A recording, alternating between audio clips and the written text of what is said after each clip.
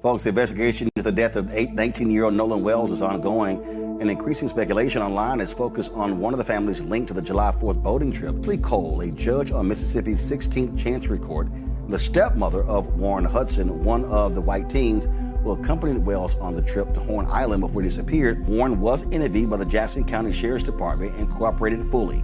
He saw Nolan last at around 3 p.m. on July 4th. They left around 4:30 p.m. when the boat was taking on water and they had an issue with the bilge pump. Nolan made a decision to stay on the island and return inland later with another group of friends. This still, Robert, is a rather strange story. So here she says that they left around 3. Nolan chose to come back with another group of friends. Okay, where are those friends?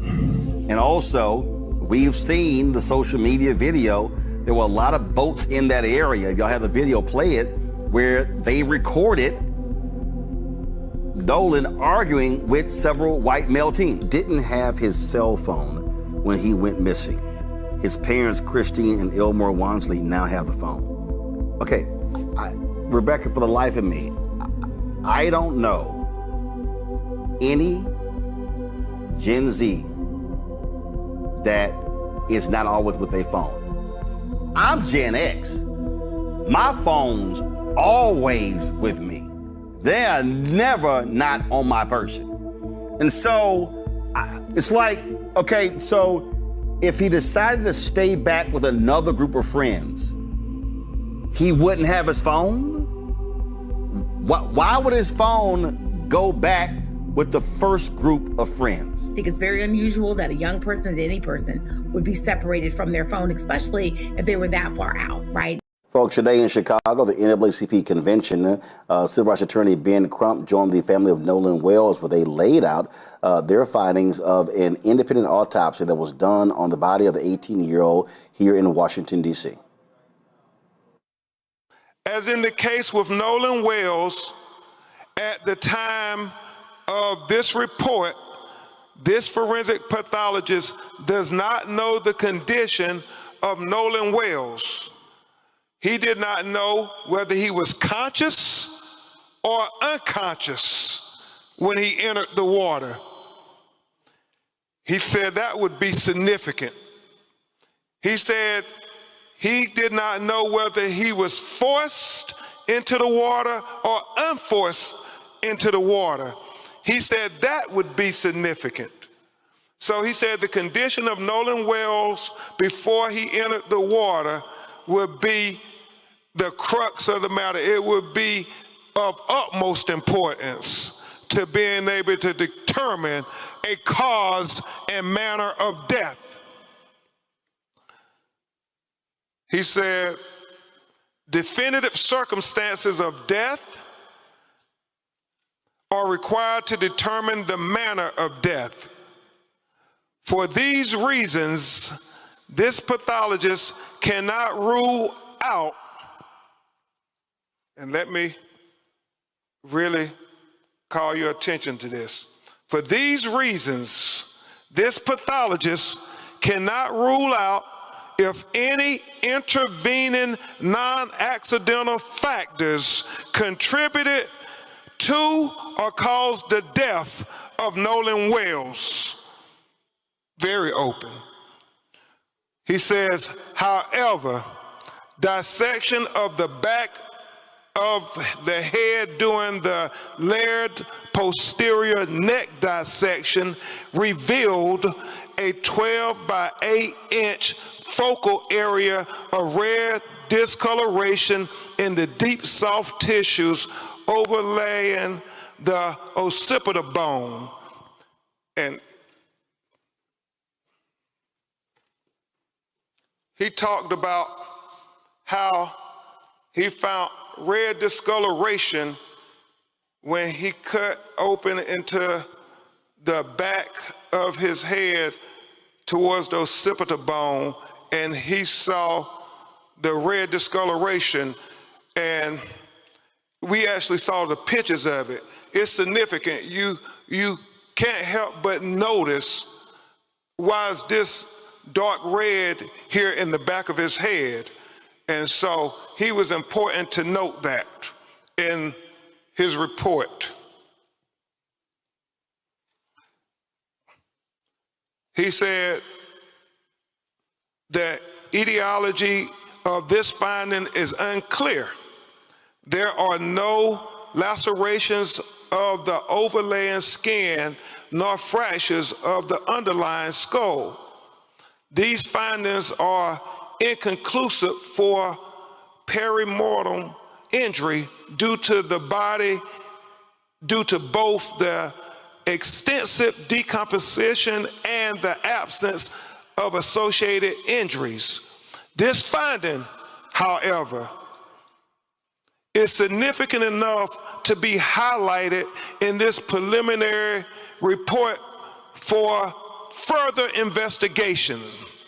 It is important to reiterate that the finding could not have been observed in the first autopsy because the posterior head and neck dissection were not performed. He said another limitation, move this back here. Another limitation faced by this forensic pathologist was the absence of the anterior internal neck structures. The trachea and the laryngeal cartilage, the thyroid horn, and the hyoid bone were not received with the body. So he's saying that the throat was not received with the body when he got Nolan Wells' body in Washington, D.C. to perform the second autopsy. And so let's discuss that with what he said about that. He said, it is assumed that the initial pathologist retained these structures for additional evaluation. He said the retention of the anterior neck structures during an initial autopsy is a common forensic pathology practice. He was chief medical examiner for 7 years in Washington, D.C., and he said that if they had concern about throat or any fracture or compression of the throat, they too will hold them back. He doesn't know why they held the throat back, but he said the throat was not with the body of Nolan Wells when he received it in Washington, D.C. to perform the second autopsy. He said, nevertheless, a posterior neck dissection performed without review of the anterior neck structures is incomplete. Therefore, this pathologist cannot rule out injury to the neck as a contributor or a cause of death. He said he would need to have the medical examiner in Mississippi allow him to review the throat. That's why he said his autopsy is undetermined pending investigation. Remember, it's about transparency. So folks, so it was very interesting looking at some of the comments from people trying to understand what took place as to why they went to Chicago. Let me help some people out. Nolan Wells was killed in killed in Mississippi. The NAACP National Convention is in Chicago. Emmett Till is from Chicago, was killed in Mississippi. So again, if you understand the history of the NAACP, they've long been involved in cases like this. So I don't understand why people, and I am totally befuddled about the sheer stupidity of people on threads and Twitter who are complaining about Ben Crump. Oh, we don't like how he talks. He doesn't win cases. It's like they have no idea what the hell happens in these cases. And we reached out to Dr. Mitchell to join us on the show, but he declined because it's an ongoing investigation. And again, we've been covering this. And Robert, again, it's a lot of conversation. People have a lot of conversation, but it is an ongoing investigation. And so what we are continuing to see is trying to get answers as to what the hell happened. And I think that's what's most important in this case, these questions. I spoke with the family of Kendra Johnson recently, who had very similar circumstance of a young black man who ends up dead, and mysteriously nobody knows anything about what has happened to anybody. Everyone gets real quiet. You're dealing with small town politics, small town law enforcement, small town judges, etc. And the families often end up never getting justice or never getting a satisfactory answer. And this is what is so significant right now about not having an operational Department of Justice. There's one thing to see what they're doing with the Epstein files, what they're doing with other investigations, but not having an operational division of civil rights in the Justice Department is perhaps the most tragic part of what's going on with this extreme MAGA agenda, because we normally would have a federal backstop where if local jurisdictions were intransigent, if local officials were recalcitrant, you would have the Department of Justice and the FBI that could step in, as you saw with Cheney and Swerner and Grutter in the 1960s. Now this is going to be very much on the family and on outside organizations to donate, to not only determine what happened with this autopsy, but find out what happened in that crucial first 48 hours to determine how exactly did the messages get deleted off his phone. What pictures or videos are still out there on some cloud or some cell phone that might be dispositive. Where exactly does this young boy's throat at? And how is that missing from the body? There are more questions are being raised by the day, and the compulsion of local jurisdictions to simply try to sweep these things under the rug. We've seen time and time again that once you start shining light on this, once you start bringing national attention, you get answers. And the fact that we don't have a Department of Justice or our FBI right now that can help us means that we have to depend on ourselves to fight this fight. Rebecca. So, I want to shout out Dr. Roger Mitchell. He is the only Black male chief medical examiner in the country.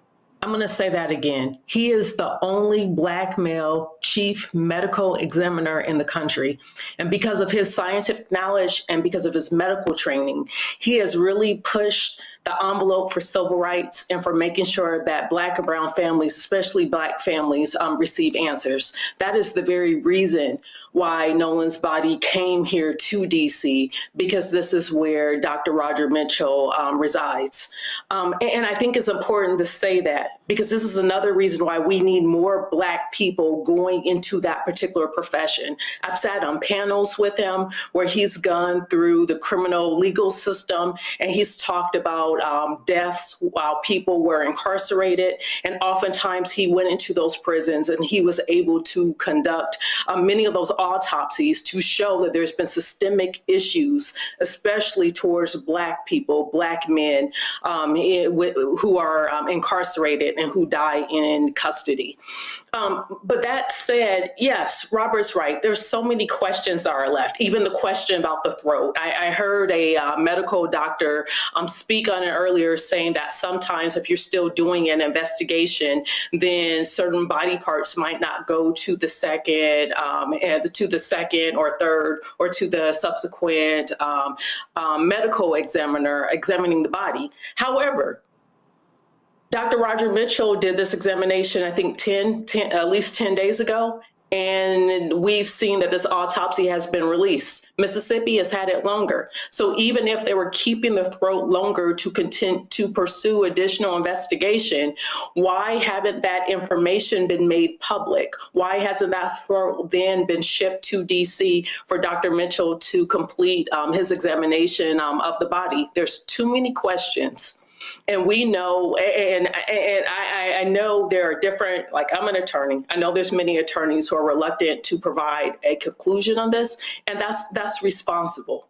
But I will say this, having my family been in this country for centuries and seeing things like this happen over and over, the ancestors are speaking here. And I don't think that it was just a simple accident in the way in which the initial reports, or within an hour, the sheriff's department saying, oh, there's no foul play found. How can you say that when the body is still barely cold, when there hasn't been public findings from the original autopsy?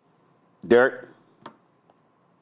Yeah, I'm going to pick up where Rebecca left off. I mean, it was problematic for me as a father of 7, 4 daughters and 3 sons, to hear a sheriff to say there's no foul play here.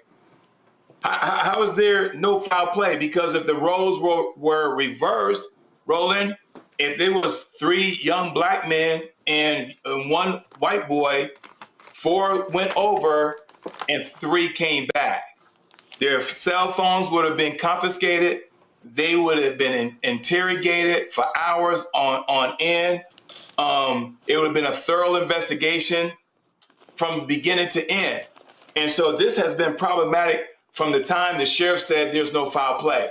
And I get all the other players, the parents of the other 3 boys, they're very strong and political in nature. But what about Nolan Wells' family? I'm going to keep coming back to that. We continue to watch this 2-tier justice system from 1619 to 2026. How many times do we need to say, Roland, enough is enough? And that's the part that from Kadir Skinner, Eric Gardner, Breonna Taylor, the list continues. These families demand justice. And when you continue to have more questions than answers, we're going to get the response that we currently have.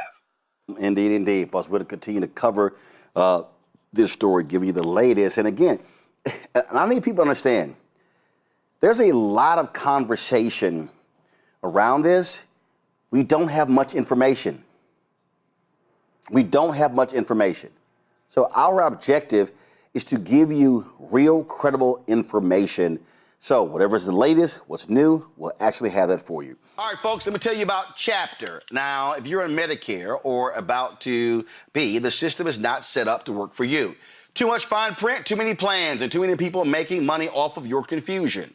And look, we're used to this. We're no strangers to systems that don't have our best interests at heart. But we don't have to accept it when it comes to Medicare. That's why I'm telling you about Chapter. Their advisors are independent and honest. In fact, they're the only Medicare advisors that compare every plan nationwide. And they're focused on one thing: what works for you. If there's a better plan out there, they'll find it. If you're already in the right one, they'll tell you that too. There are no games. Just last year, people who switched with Chapter saved an average of $1,100. It's 20 minutes and a real person. It's completely free. My parents actually have already called. My mom sent me a text. Folks, give Chapter a call at 724-264-8281, 724-264-8281, and connect with someone you can trust. Folks, these are the kind of services that we need for our audience here at Roland Martin Unfiltered and the Black Star Network. So call Chapter right now, 724-264-8281. An update in the Nolan Wells case, folks. The autopsy report in the Nolan Wells case is going to remain under wraps until a grand jury review. That's the decision of the District Attorney Angel Miles McElrath. She released this video laying that out. Let's get this to play. 1 second. I want to talk directly to the people of Jackson County. Our community is grieving the tremendous loss of Nolan Wells, who is loved and treasured by everyone. Nolan's family deserves answers, and our community deserves answers. Every death in the county, except those of natural causes and non-criminal car wrecks, are presented to your grand jury. Many people don't know that. We have handled death investigations in this manner my entire career. Nolan's case is being handled the same way, with the same care and the same commitment to the truth that we handle all death investigations. I understand the public's urgency to know what happened to Nolan, but we are not taking time for time's sake. We are taking the time required to complete the work this investigation demands. Since Nolan was reported missing, local, state, and federal law enforcement agencies have worked around the clock investigating what happened to him. Every piece of evidence must be examined. Every credible lead must be followed to its conclusion. Every witness interview must be analyzed in context of all other evidence. The pressure for answers does not change what the work requires. Our responsibility to Nolan and our community is to complete this investigation thoroughly, carefully, without compromise, supported by the evidence and worthy of the confidence of the people we serve. I also understand that many people have questions about why more information has not been released publicly. In Mississippi, the rules of professional conduct restrict the information a prosecutor can release during an investigation. Our restraint in communicating facts and evidence is not an effort to keep the truth from the public. It is an effort to protect the integrity of this investigation and the grand jury proceeding. As your district attorney, I have an ethical obligation to avoid public statements that could influence witnesses, prejudice a proceeding, or compromise the fairness of the legal process. My obligation extends to and requires me to use reasonable care to ensure investigating agencies avoid making those statements and releasing information as well. These rules exist to protect the search for the truth, not to prevent it. As divided as the discussion surrounding Nolan's death has become, I know we all want the same thing, to understand what happened to Nolan. With that being our shared goal, we must also share in the goal of protecting the integrity of how the truth is discovered. If we sacrifice the integrity of the process in effort to satisfy today's questions, we risk undermining the confidence in tomorrow's answers. When the public asks, what about this, or have they looked at that, or did they think about this? The answer is yes. Those are the same questions investigators ask. The difference is that we can't publicly discuss the evidence, the interviews, or what those efforts have uncovered while the investigation is underway. Again, our restraint in sharing details of the investigation is not a refusal to share the truth. It is our commitment to protect the process that allows the truth to be known with confidence. There's a lot of information out there, and there is a heck of a lot of misinformation out there. I simply want the community I serve to know that this investigation is being handled with the care, professionalism, and commitment to the truth that every family in Jackson County deserves. As we continue this important work, Nolan's family, his friends, and all who loved him remain in our prayers. So, Matt, you can't release the autopsy details? You can, but I will tell you, I'll probably take a different tack than other people on this, having been the number 2 at a DA's office. These are the real conversations that are had. I mean, people have the real conversation about what can we release without affecting the integrity of the investigation. Now, whether she can release it under Mississippi law, I don't practice and live in Mississippi. I don't know what it is there. In Texas, it could be released. We don't have this, at least not that I know of. We didn't have anything where we had to hold an autopsy before it could go in front of a grand jury. So that may be an election on their part. I do think generally from a law enforcement standpoint, it is smarter to keep information in before it goes to a grand jury, before you disseminate it, especially in a case that is a high profile case. I mean, I just think that that's their ethical duty to try to be good stewards of the case that they're building. Whether they have to do that is a different question. Whether they always do that is a different question. I don't know those things, but I do know there's some benefit to being smart with that. But I will say on the opposite side of that, every time I see a statement like this, I think about Bob McCullough in the Michael Brown. Yep. And if you remember in those statements, what they tried to do is they tried to get people's assurance that you could trust the process by using the grand jury as this nebulous thing that exists out in the ether. And you can trust what's going to come from it because we took it to the grand jury.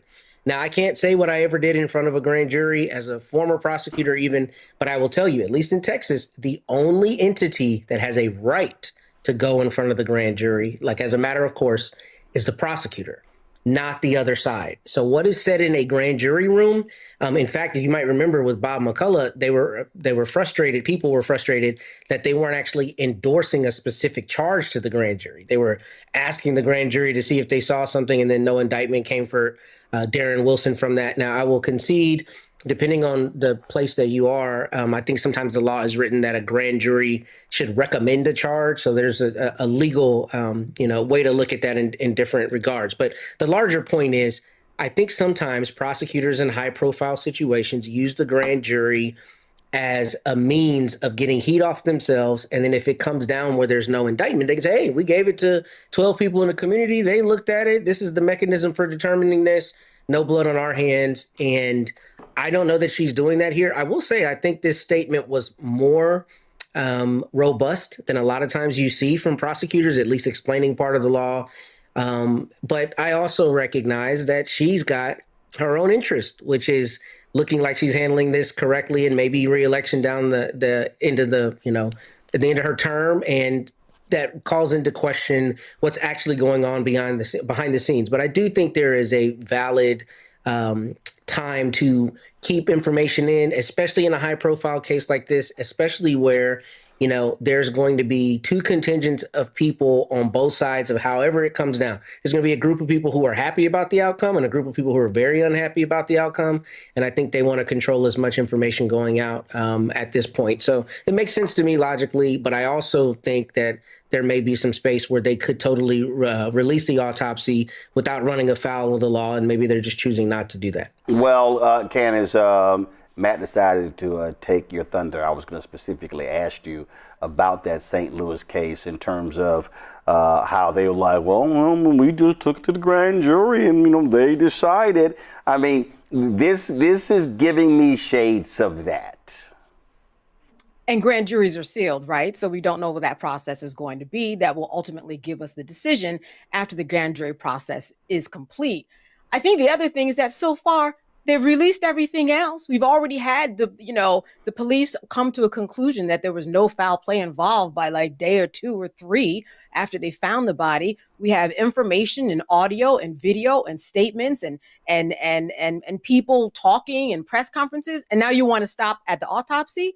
So we are already in a position where we have talked about this and any other case so much that your idea of an impartial jury and the Sixth Amendment right to a fair and public trial, it's already kind of diminished, right? We know that people are going to go in there and they're going to have to be reversed in terms of their thoughts because everybody has information about this case. And you're supposed to go inside, say, as a potential person, as on a jury, as an impartial juror, someone who can clean the slate and go in there. So even we have all this information, give us the autopsy too, because we have so much already. It doesn't matter. We have too much that we've been discussing, even with what the autopsy has given us so far, this red spot at the back of Nolan's neck. We've been talking about that for days now. Everybody everywhere, people who could potentially be on the jury and everything. We also know this about what happens in a court of law. Who knows what evidence is even going to make it inside of the trial if it goes to trial. It all goes through a process where really the evidence you have to go through a process and certain evidence makes it and certain evidence doesn't. So we don't even know what's going to be considered. So we might as well see what all of it is, because this is all part of the process in terms of us being taxpayers, keeping the lights on at the courthouse, paying the prosecutor, paying people who are on the jury. It's our right to see everything, and it's our right as the public to have access to everything starting now. Michael? Yeah, Roland. This does seem like somewhat of a diversion to take heat off of the district attorney's office, take heat off of the Jackson County Sheriff's Office, because we still, not only are we still waiting on the autopsy, but we're still waiting on the toxicology report from my understanding. Okay. And then if it does go to a grand jury, will there be a suspect? So,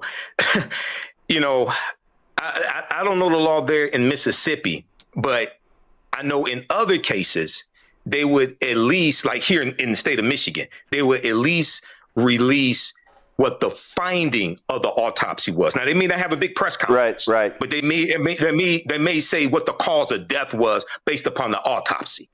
Okay, so this doesn't give me a good feeling. Okay, this doesn't, and I hope they do their due diligence. Everybody wants that, but when you start talking about the grand jury, and I understand the process, okay, but grand jury is not all it's cracked up to be, because it's just, as Matt said, it's just the prosecutor there presenting the evidence. You don't hear the other side. Yeah. So it's not all it's cracked up to be. Well, bottom line is we know what happened. All right, folks, let me get personal for a second. My mom had questions about her Medicare, so she called Chapter, a Medicare advisory company, and she texted me right after saying it's a great benefit. It was easy. A real person walked her through the whole thing, and now she understands better what's going on. But it's not just her. A woman in Yonkers wrote in saying the process was so simple, the enrollment was easy, and she was so glad she called. Then there's Marilyn, 90 years old, in Florida, living on Social Security. Her premium climbed every single year north of $400 a month for coverage she could barely afford anymore. So what does she do? She called Chapter. They found her the same top-tier coverage for hundreds of dollars less. 90 years old, and finally somebody in her corner. I hear stories like that again and again from our community. The Medicare system was not built to work for you. Too much fine print, too many plans. Yet Chapter's advisors are independent and honest, the only Medicare advisors that compare every plan nationwide. They're focused on one thing, what actually works for you. If you're already in the right plan, they'll tell you. No games, and people who switched with Chapter saved an average of $1,100 a year. All it takes is 20 minutes. You talk to a real person, and it's completely free help. So call Chapter at 724-264-8281, 724-264-8281. That's Chapter. Family of a black teen in Mississippi, they want answers as to why their son is dead, and the group of white friends he went out with on the 4th of July weekend all returned home safely.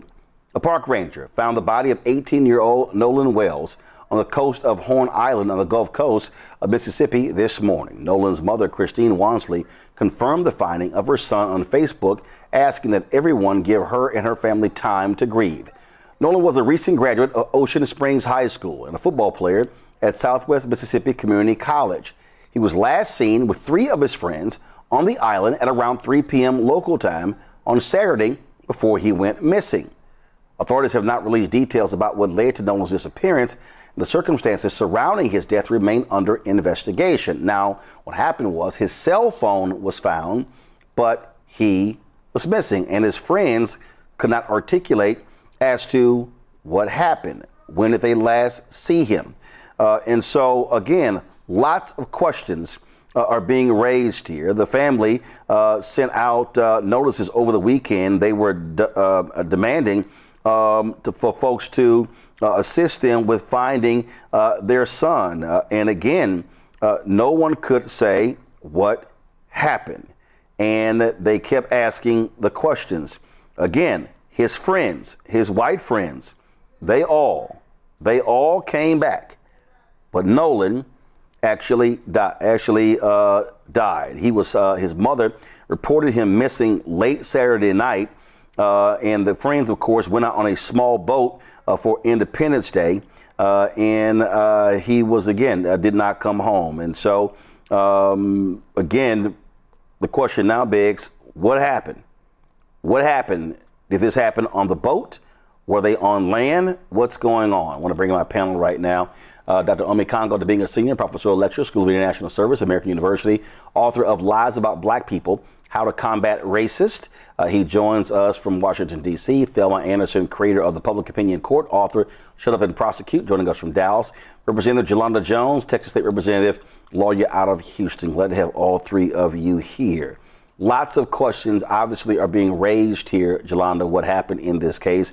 And what's strange is he comes up missing.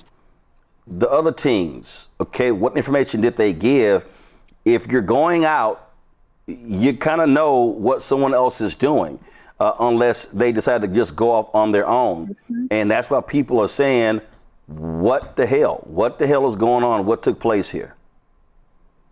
Well, of course, Roland. I mean, 4 kids left, 3 white, 1 black.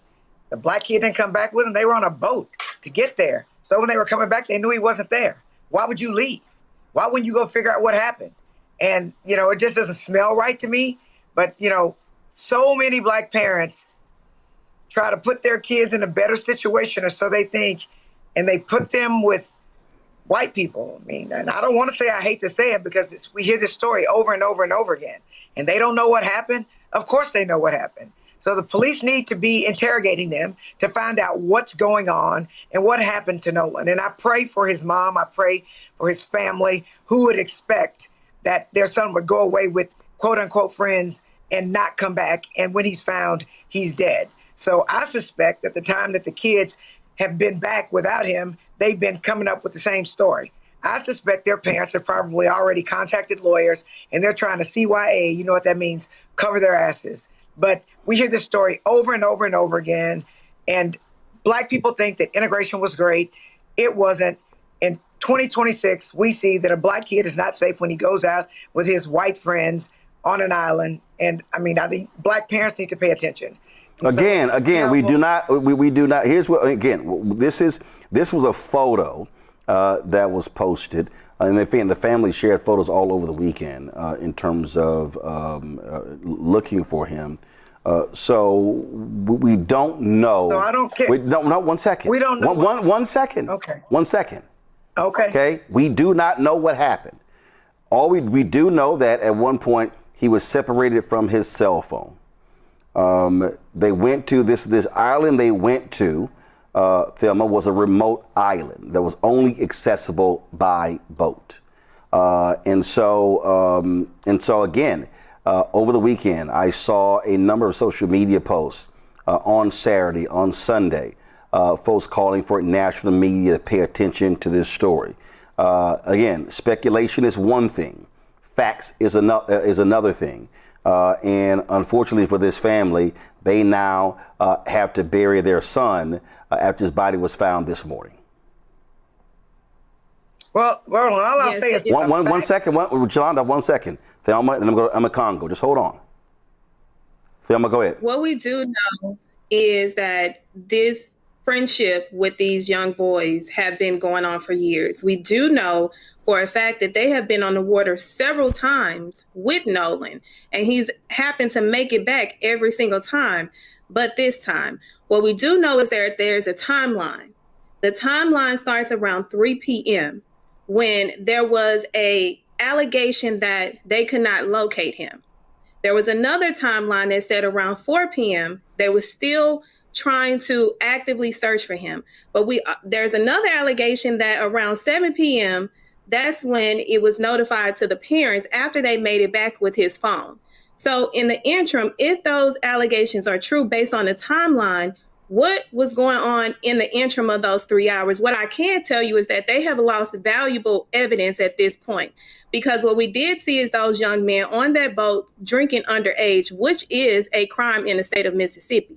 What we do know based off of the timeline that now we cannot collect urine samples to see how intoxicated these young men were. We can't collect any statements from them at the time of this happened to actually get a factual, accurate account of what they recall based on where Nolan was and where they last saw him.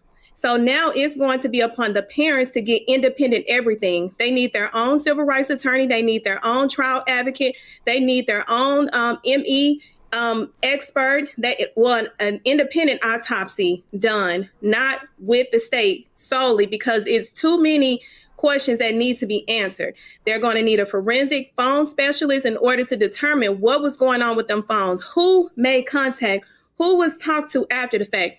What was the last contact with Nolan based off of cell phone service?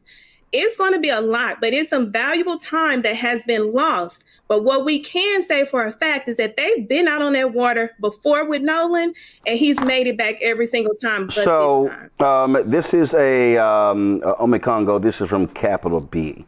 They reported Wells was last seen on July 4th on the island, where he was hanging out with a group of friends. The friends returned home, but no one has come forward with any information about what happened to him. Later in their story, they say there's been no official reports or additional information from those who were present about what happened. That right there raises a serious red flag on Mekongo in order to understand, because if you had a friend and you go out, this is very simple. Did he fall overboard? Did y'all search for the body? Did they arrive at the island? Did all of you get off and go on the island? Were y'all together? Did you go separate ways? Did he run into someone there he knew and then he left with them?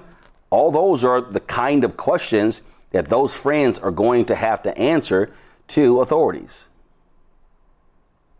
And these are the types of questions they should have immediately told the parents if they were being honest and upfront about what's going on. And I know that, this case is immediately becoming racialized, for obvious reasons. This also makes me think, Roland, we covered it here, 2022 with Shanquella Robinson. I believe she was from North Carolina, who went to Mexico with her friends, and they were all Black and, and didn't come back. And then a video appeared of her being beaten and the like. And so we really have to, as been said here, we really have to pay attention to what Thelma was saying about all of the valuable time that was lost, because there's no way in hell I'm leaving with my friends to go somewhere and they all don't come back with me and I'm not saying anything. I'm not talking to parents. I'm not coming home without them. So just the fact that these so-called friends left this person in whatever way, shape, or form, that automatically brings suspicion. And from what we understand, given the fact that their parents have been putting out the word to help find their child, it doesn't seem like these other kids came back saying anything. And that's the other part that leads to suspicion. And all of us who got kids in this area, this age, whether it's our own kids, nieces, nephews, whatever, kids in the community, cousins, it hurts at a deeper level. It hurts at a deeper level. And given everything that's going on in this country, of course, we're going to expect things, racially. But at the end of the day, parents lost their child under suspicious circumstances, and there are people who know the answers who are not talking right now, and that is unacceptable. And as more information comes out about this, the Black family, the Wells family, I'm also hoping that people are looking at ways to support them, to get them everything that Thelma talked about they may need, particularly as it relates to financial resources to get those things accomplished. So this is from WLOX.com. The local TV station there. The United Cajun Navy is a rapid response team when it comes to cases like this. And this is a quote from Brian Trasher.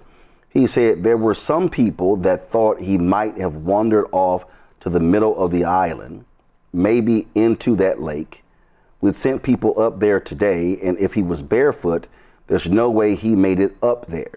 There's cactuses and a lot of thorny brush. He would not have been comfortable being able to make it to the middle of the island. He probably would have turned around and went to the beach. And this was the story that they reported as it was going on. And the sheriff's department was asking for additional information as well. And again, as I sort of see this story, I do wonder, Jolanda, what type of investigation was happening immediately. Did authorities, did they see the story of these other individuals as being sketchy?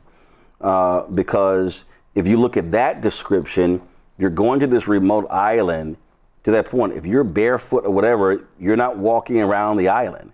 And then, so it's just, obviously there are a lot more questions that people have. And Thelma is right. As for this attorney, they absolutely need a very strong legal advocate right now, demanding those answers to ensure that there is a proper investigation conducted. 30 years as a 30-year trial lawyer, criminal defense lawyer, Roland, let me be clear. One fact we know is that 4 kids went, 3 kids came back, right? So, yes, of course, I want to know what time did he go missing? What time did they call the police and let the police know that there was a problem? But at the end of the day, like Thelma said, yeah, we need to know those things. But I find it curious that those kids haven't said anything, or if they have, no one has said anything about it. And I would be super surprised if those kids' parents hadn't already lawyered up with them so that they can get their story straight. Nothing about this sounds right. I don't care if they've traveled a whole bunch of times and made it back. This time is really all that matters because Nolan is dead. So, and they are going to need financial resources. Medical, having your own independent autopsy done is important. Having forensic experts is it's important and it's expensive. All of these things are expensive. Having a really good lawyer is really expensive. Having a team, because trust me, the state's going to have a team, and I suspect these 3 kids as parents will have lawyers to protect them. So nothing about this smells right. Nothing about it. If it were me, I would have never come back on that boat without my friend. I would have stayed there. I would have helped look for my friend. I would have called the police. That's what I would have done. So the appearance that they're friends, and there's a nice, pretty picture of the black kid with the 3 white kids. I think it looked like they were fishing. None of that matters because Nolan is dead. Well, that photo was what was posted, and so that was the last known photo of them being out, and so that's one of the reasons why that photo was gone out. And so again, I really do hope that in terms of when we talk about the legal ramifications, they absolutely need their own advocate. Now, the other issue is here, and I already asked Control Room, y'all need to verify for me. So one of the stories said that there are a number of GoFundMe campaigns that have been up that were not authorized by the family. So no, do not show that. I want to make sure that what we are showing has been authorized by the family. Okay, all right, got it. All right, so this GoFundMe account, Nolan Wells' mother posted on her Facebook page. This is the official GoFundMe that they have put up, and so this is and so again, when these things happen, folks just jump out, on their own. But this you see, in loving memory of Nolan Xavier Wells. This is the 1 second, because I want to pull up. The family is seeking approximately. Actually, so do this here. So switch to my iPad.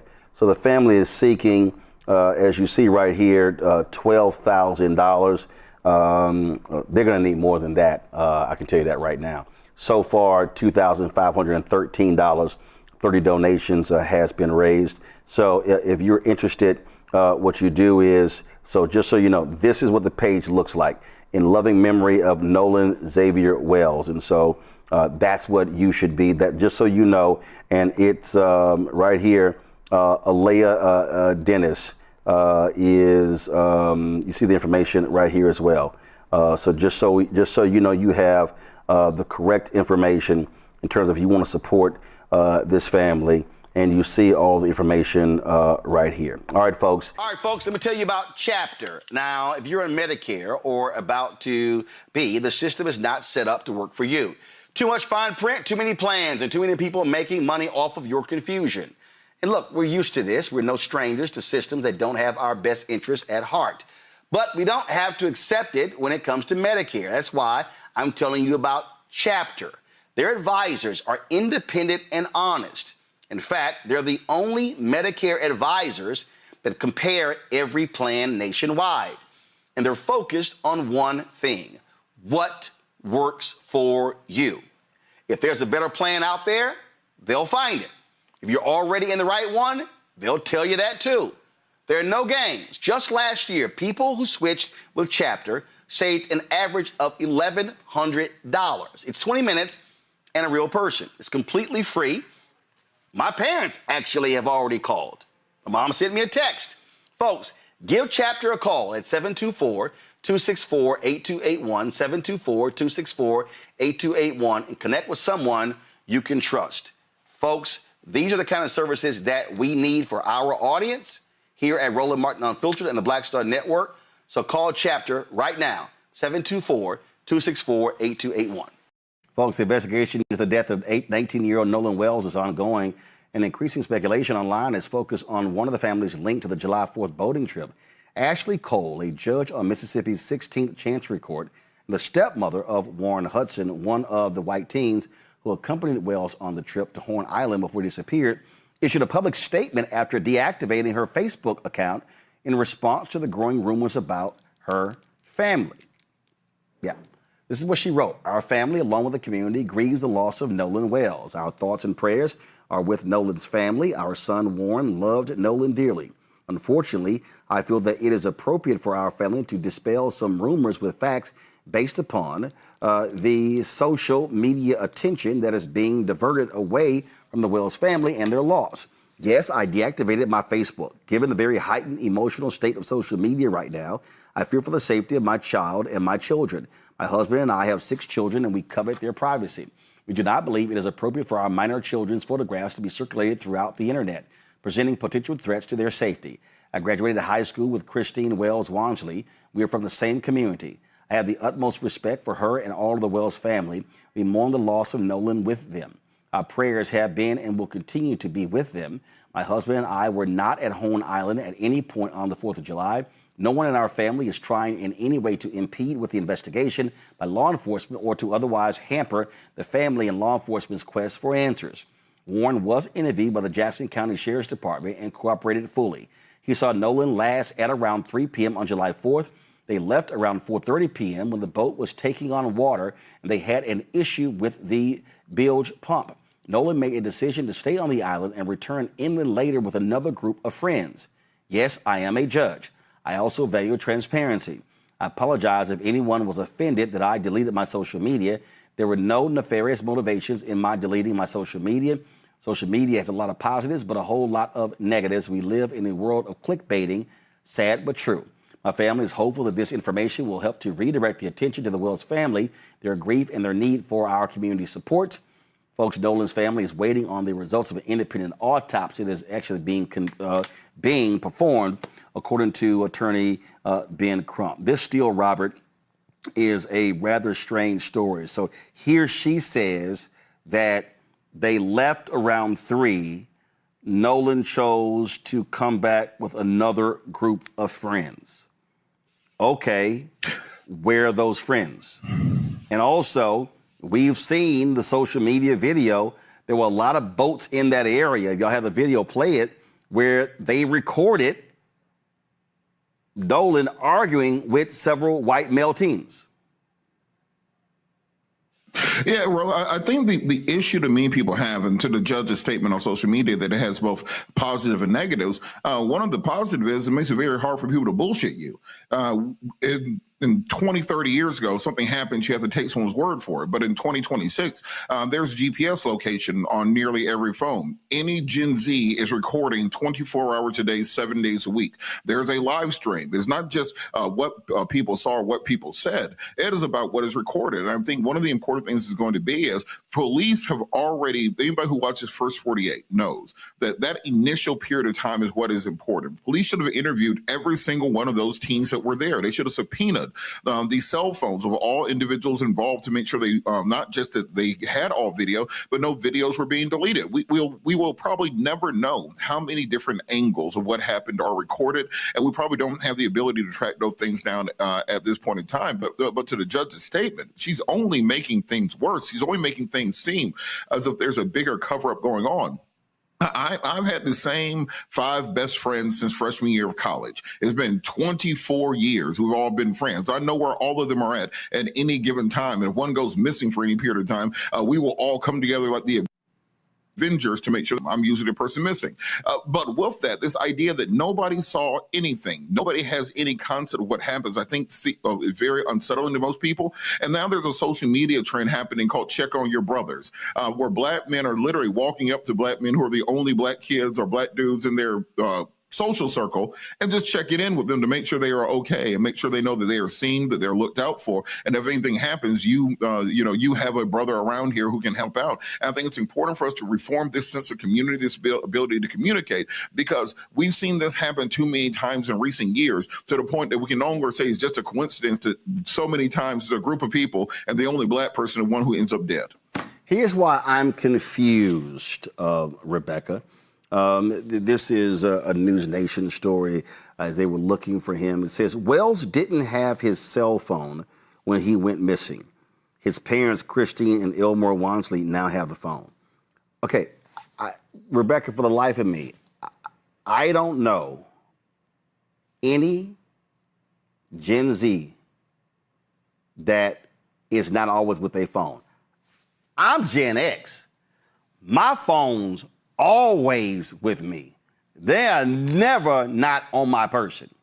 And so it's like, okay, so if he decided to stay back with another group of friends, he wouldn't have his phone?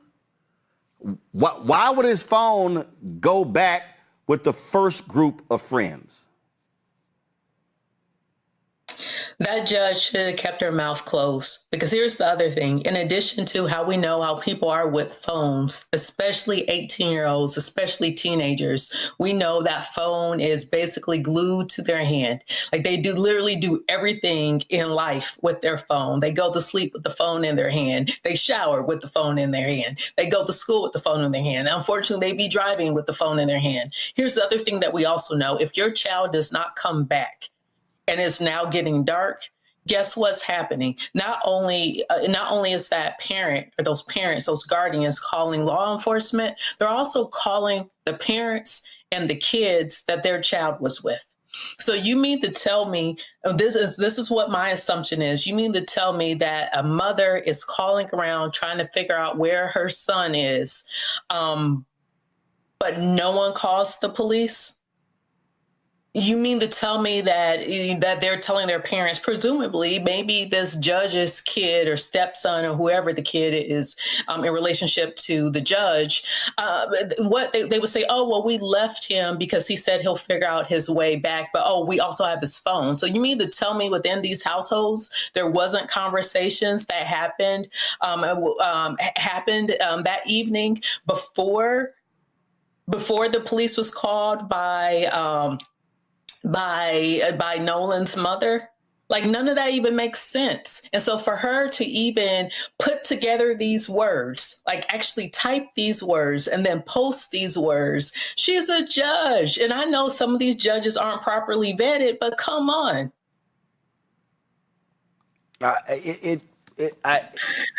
All of this is baffling to me, Joy. And again, I'm just going to start with, if a person decides to stay back, they don't let you take their cell phone. A young person is taking pictures, taking videos, all that sort of stuff along those lines. How does the phone get separated from the kid? I don't know. Listen, I unfortunately disagree with some of my co-panelists here. I don't think there was anything wrong with what this mother said, and she chose to say she was going to get off social media. Hell, I've gotten off social media when things get too hot. So I don't really have an issue with that. We don't know her son's involvement, what to the extent. We don't know anything. What we do know is it's suspicious. We do know that. I agree with you, Roland. I think it's very unusual that a young person, that any person, would be separated from their phone, especially if they were that far out, right? That just feels unusual to us. The investigators are getting a lot of information right now. And what we have got to do is make sure that we are keeping the pressure up, that we want regular updates on this story, that we want to make sure everyone is investigated, including some of the parents who may have been engaged with some of they're adults, but some of their young adult children who may have gone to their parents and talked to them after the fact. We don't know that, right? So I'm sure everybody's cell phones will be, looked at, subpoenas, et cetera. All of that should happen. We should have a record, not just of the, parent social media. The parents weren't there, so that's likely irrelevant. But the children's social media is absolutely relevant. So if they eliminate their social media accounts, I think that's a horse of a different color. I hope that we're all seizing that information, that evidence right now. We need to know everything that happened on that island, proceeding to it, and importantly, after. What did they say about that situation? Did they try to coordinate their stories? All of that is information we need, both from the friends that he went there with, the so-called friends that he was remaining with, the girl that he was with, all of those people. I know they're being investigated now. That's the information that I'm looking for. The the mother who happens to be a judge, I feel is a red herring, and I'm just not going to go down that rabbit hole. I think the main goal is, are we making sure the investigators, the sheriff, are they doing a thorough investigation, and are they being interfered with in any way, shape, or form in that investigation? Is it happening quickly? That's what we want to know. And what do his parents say about their engagement with the cops? Those are the things that I'm looking for. We certainly will continue to cover this case. All right, folks, let me tell you about Chapter. Now, if you're on Medicare or about to be, the system is not set up to work for you. Too much fine print, too many plans, and too many people making money off of your confusion. And look, we're used to this. We're no strangers to systems that don't have our best interests at heart. But we don't have to accept it when it comes to Medicare. That's why I'm telling you about Chapter. Their advisors are independent and honest. In fact, they're the only Medicare advisors that compare every plan nationwide. And they're focused on one thing: what works for you. If there's a better plan out there, they'll find it. If you're already in the right one, they'll tell you that too. There are no games. Just last year, people who switched with Chapter saved an average of $1,100. It's 20 minutes and a real person. It's completely free. My parents actually have already called. My mom sent me a text. Folks, give Chapter a call at 724-264-8281, 724-264-8281, and connect with someone you can trust. Folks, these are the kind of services that we need for our audience here at Roland Martin Unfiltered and the Black Star Network.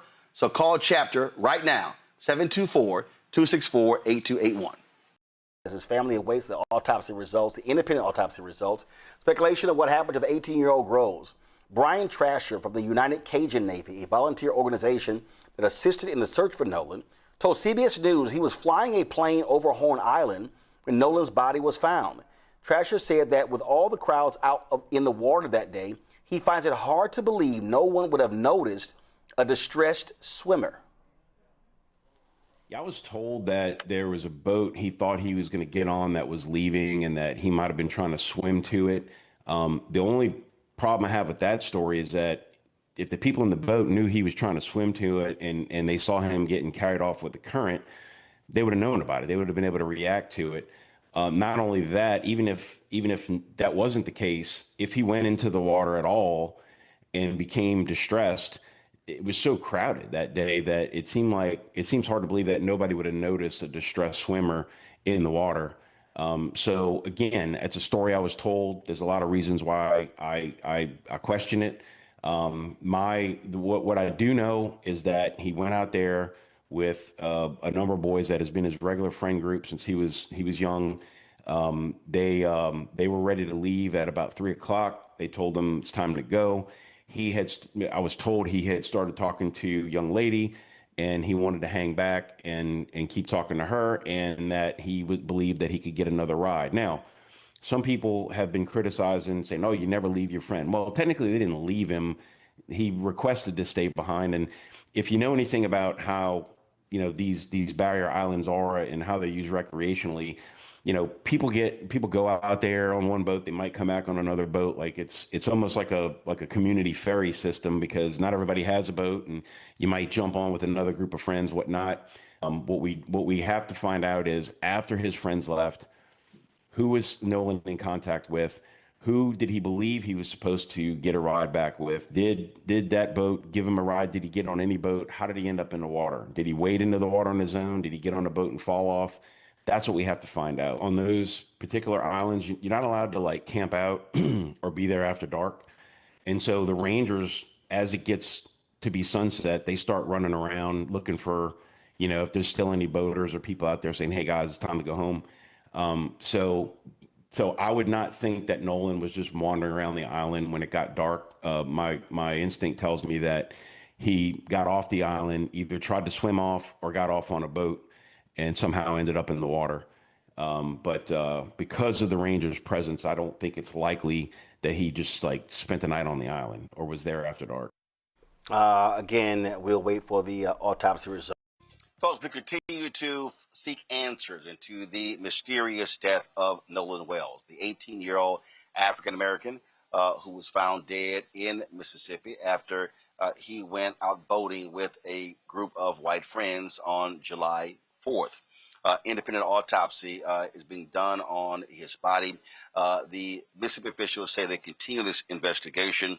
And again, we continue to, ask the critical questions. What happened? What happened to this young man? And how did he end up dead? Joining us right now is Christine and Elmore Wansley, the parents of Nolan Wells, also the attorney, Ben Crump. I'm glad to have all three of you here. Certainly our condolences go out to you, Christine and Elmore, on the loss of your son. Thank you. I want to be clear in terms of trying to understand this timeline. What time did Nolan go out with his friends? What time did they go out boating on July 4th?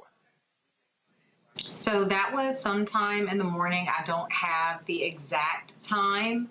I do still have his information up on the Life 360, but it was earlier in the morning on July the 4th. So he said, hey, July 4th, we're going out for the day boating. Was this something that he had previously done with his group of friends?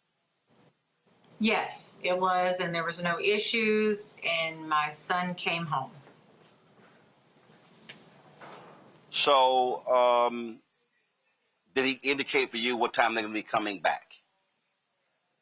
No, like his dad has stated in multiple interviews, it was his last hurrah before reporting back to school. So we were just, going to let him have that time to really just decompress because, football can be a lot on you, especially too, he was a student athlete. So he wasn't just, doing one thing. He was having to manage both. So the evening arrives. All of a sudden, it's getting darker. You have not heard back from your son. What then happened? What time did you and your husband begin to get concerned when you had not heard from or seen Nolan? So honestly, we got concerned when we got the phone call. There have been times when Nolan has come in later because he and his friends are, watching movies or, again, at some type of party. So, that wasn't necessarily uncommon. But when I saw his friend call me, my heart dropped because I knew something was wrong. His friends do not call me like that. What time? What time was that? That was around. That was, I think, 11:07 is when he called. And he said, he leaves that morning. Mm-hmm. So he left the evening before. So him and his friends, they'd all stayed the night at one of the other friends' house. Okay, so July 4th was that Saturday. So they stayed the night with some friends on Friday. So y'all last saw Nolan on Friday, and then he goes out with them on Saturday. Around 11:07 p.m. on Saturday, then you get this phone call. We've heard about them having his cell phone. When did they turn over his cell phone to you and your husband? So they actually gave the cell phone to my friend. Whenever I got the call that Nolan was missing, I was like, you know what, let me call my friend Tashima because her sons, Jalen and Javon, Nolan actually, those are the guys he actually grew up with, right? Like from playing City League on up. We were very familiar with Jalen and Javon and their mom. Again, they're friends of ours. And so I called her and I was like, hey, have you seen Nolan? Can you ask the boys? Have they talked to him? And she was like, you know what? And the boys, of course, they were like, no. So they're pulling up their location tracker on Snapchat because they all follow each other. And they, were able to help pin. I'm pulling mine up on Life 360. So between the two, we were able to determine where his phone was, which is not where his car was. So the car and the phone were in two separate locations. Elmore and I were trying to, after we got off the phone with Tashima, because she was like, hey, look, don't worry about it. I'll go get it. You know, we went ahead and started calling authorities to see who we needed to file the missing persons report with. And when you got the phone, Elmore, I have. Go ahead. I'm sorry. Go ahead, Ben. Go ahead. You asked about the phone. It was important when they got the phone. Mm-hmm. So it took a while. It took a little bit before the phone was handed over to my friend. And then we did meet up. And of course, you know, we met up soon after. We filed the police report finally. And then she was on her way back towards Ocean Springs. So we met up at the second house to pick the car up, which is where he stayed overnight. The only thing I was going to point out was... Yeah, go ahead, Ben. The only thing I was going to point out that is very important, we believe, some of the Snapchat messages seem to have been deleted and some text messages seem to have been deleted. And we believe that could prove very relevant. Elmore, I've raised 6 nieces.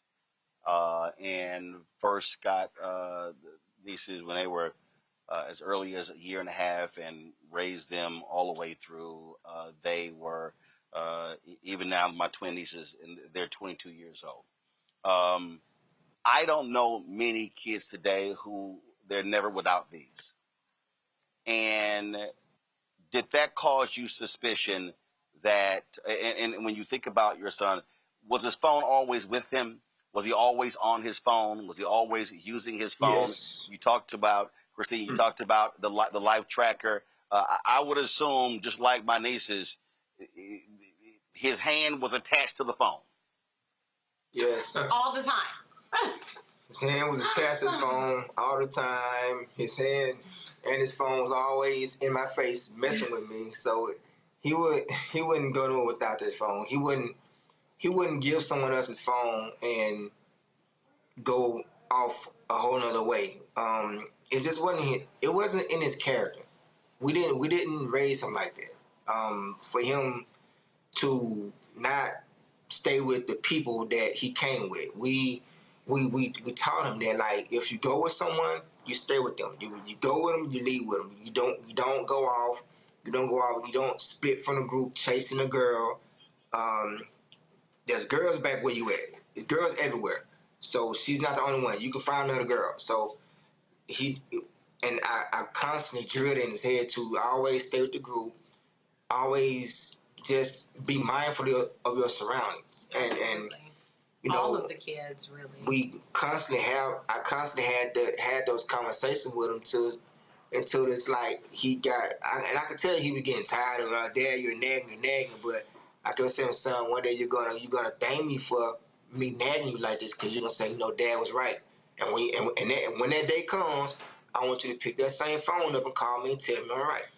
So, I say it's just hard for us to believe that he would choose to stay on an island without any kind of form of communication.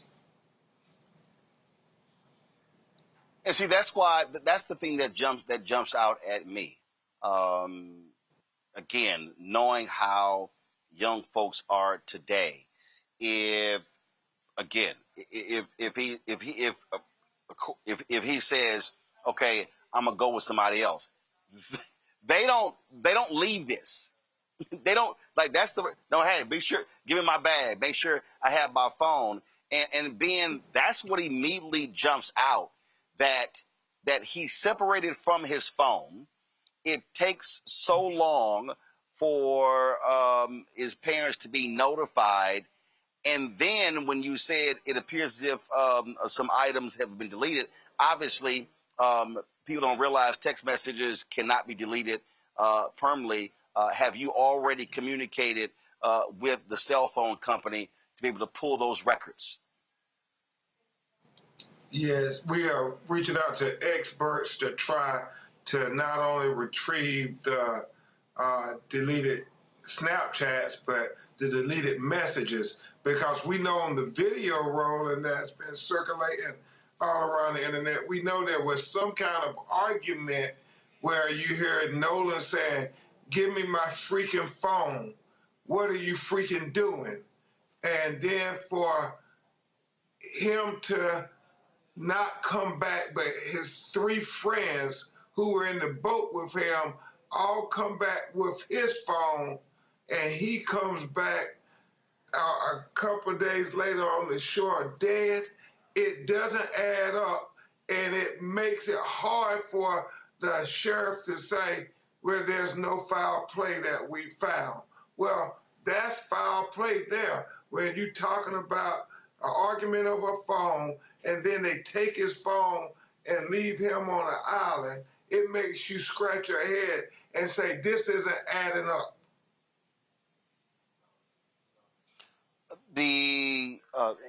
Have you, Christine, and first, have y'all had any? Did you have any conversations, any discussions with these? And was it 3 young men who went with your son, or was it more? I think I'm pretty sure there were probably more present. 3 of them have reached out. And I know, and I've been sitting here kind of trying to go through all the facts and everything, because again, we're still grieving. Like it hasn't even been that long since our son, 4 days since he's been found. But I think maybe two or 3 parents have reached out. And I'm just, I'm in a mindset right now where I'm trying to protect my family. I'm trying to protect my peace, make sure my husband's okay. And it's a lot, because social media is just so nasty with what this pain that we're going through. Like, they think it's a joke, and it's horrible. And I pray that they never have to go through anything like this. That's it. Unfortunately, and Ben knows this, I've had to interview far too many of his clients. I always say this is a fraternity or sorority that no one wants to be a member of. Absolutely. What is so difficult here, again, is sort of like there's this fog, if you will, when you said that they've reached out. The only explanation given was that, and did it come from his friends that he just decided to stay? That was it? They didn't convey anything else? Yes, that was it. They said that that he wanted to stay and hang out with this girl named Katie. And also, and this was the initial conversation, me being alerted to him being missing. It was, oh, well, Katie's also missing, but we don't know who she is. Like, that was our first time kind of seeing her, type of thing. So then when I'm going to social media, wow, I'm coming from a place with information that was given to me by people that were there. Ben, and you mentioned the video circulating. There appeared to be a lot of boats in that area, and they were shooting video. In terms of this investigation, are you troubled by the lack of urgency that you're hearing from this sheriff, who's just sort of being somewhat nonchalant about what took place with Nolan Wells 4 days ago, or 6 days ago, if you will? Yeah, Roland, we're very concerned because from the very beginning, his response was that, well, we don't think it was foul play. Well, how do you know? You haven't even investigated anything. And that video certainly makes you think that there's something that doesn't pass the smell test. And the fact that you have the young lady who said that Nolan said he was going to get back on the boat with the boys, and then the boys said Nolan told them that he was going to stay with the girl. Which one is it? Somebody must not be telling the truth. And again, we cannot overstate it enough. What 18-year-old teenager says, I'm going to stay behind on the island and don't ask for their cell phone? Well, especially when you look at the map that shows the distance this island from, from where they came from. I do want to ask Christine, her husband, is here. So the photos that we've been showing, were those photos taken on that day, or was it a previous boating trip? We think on that day. That was taken on that day, specifically the one with all three of them. Whenever I had made the post asking for information, there was a young girl who reached out to me and she said, hey, Miss Christine, I know that in the report it's stating that he had black shorts on, but she was like, he actually had blue shorts. And those are two very different colors. Like, you can't get those two confused. And so what she did is she's like, I'm going to send you these pictures to show you, so, I could use to show everybody, like, this is actually the color of the shorts he was wearing. Because she was concerned too So they had sent those photos to her, or had they posted No, those these photos are on pictures social that media she took. No, she took the pictures. Okay, so she was. Yeah, she took those herself and she sent them to me. So she was out there. Yeah, she was out there. Got it. Obviously, it has been 4 days since your son's body was found. 7 days since you last saw him. Are you concerned with the pace of this investigation? I would also ask Ben. I mean, do you believe? Initial reports saying that the young men have been questioned. No one obviously has been taken into custody. Any thoughts and concerns about that? The pace of this investigation, that here we are, is 4 days later, and there still are so many unanswered basic questions. Yeah, I know the family is very concerned. That's why they wanted an independent autopsy done, Roland Martin. And so the body was flown from Mississippi to Washington, D.C., because they wanted to have a doctor do an exam of his body that had no connections, no influence from the law officials in the state of Mississippi, because it's inescapable that, Roland, had the roles been reversed and you had 3 young black men and a young white man on a boat, and the white man dies or is killed, you will see a completely different investigation, Roland Martin. I mean, especially, and you got his cell phone, and you back on the island, and you leave him on the island. I mean, it's so many things that says you all are not doing a zealous investigation on behalf of the family of Nolan Wells. We want the same kind of investigation that you would have did if the roles were reversed for a young white man for our son too. Absolutely. Elmore, it has to be. I listened to you as you talked about your son felt like you were badgering him when all those questions, and the reality is, fathers and mothers desperately want to protect their children, want to provide them with as much cover as possible, and so as you think about those many conversations,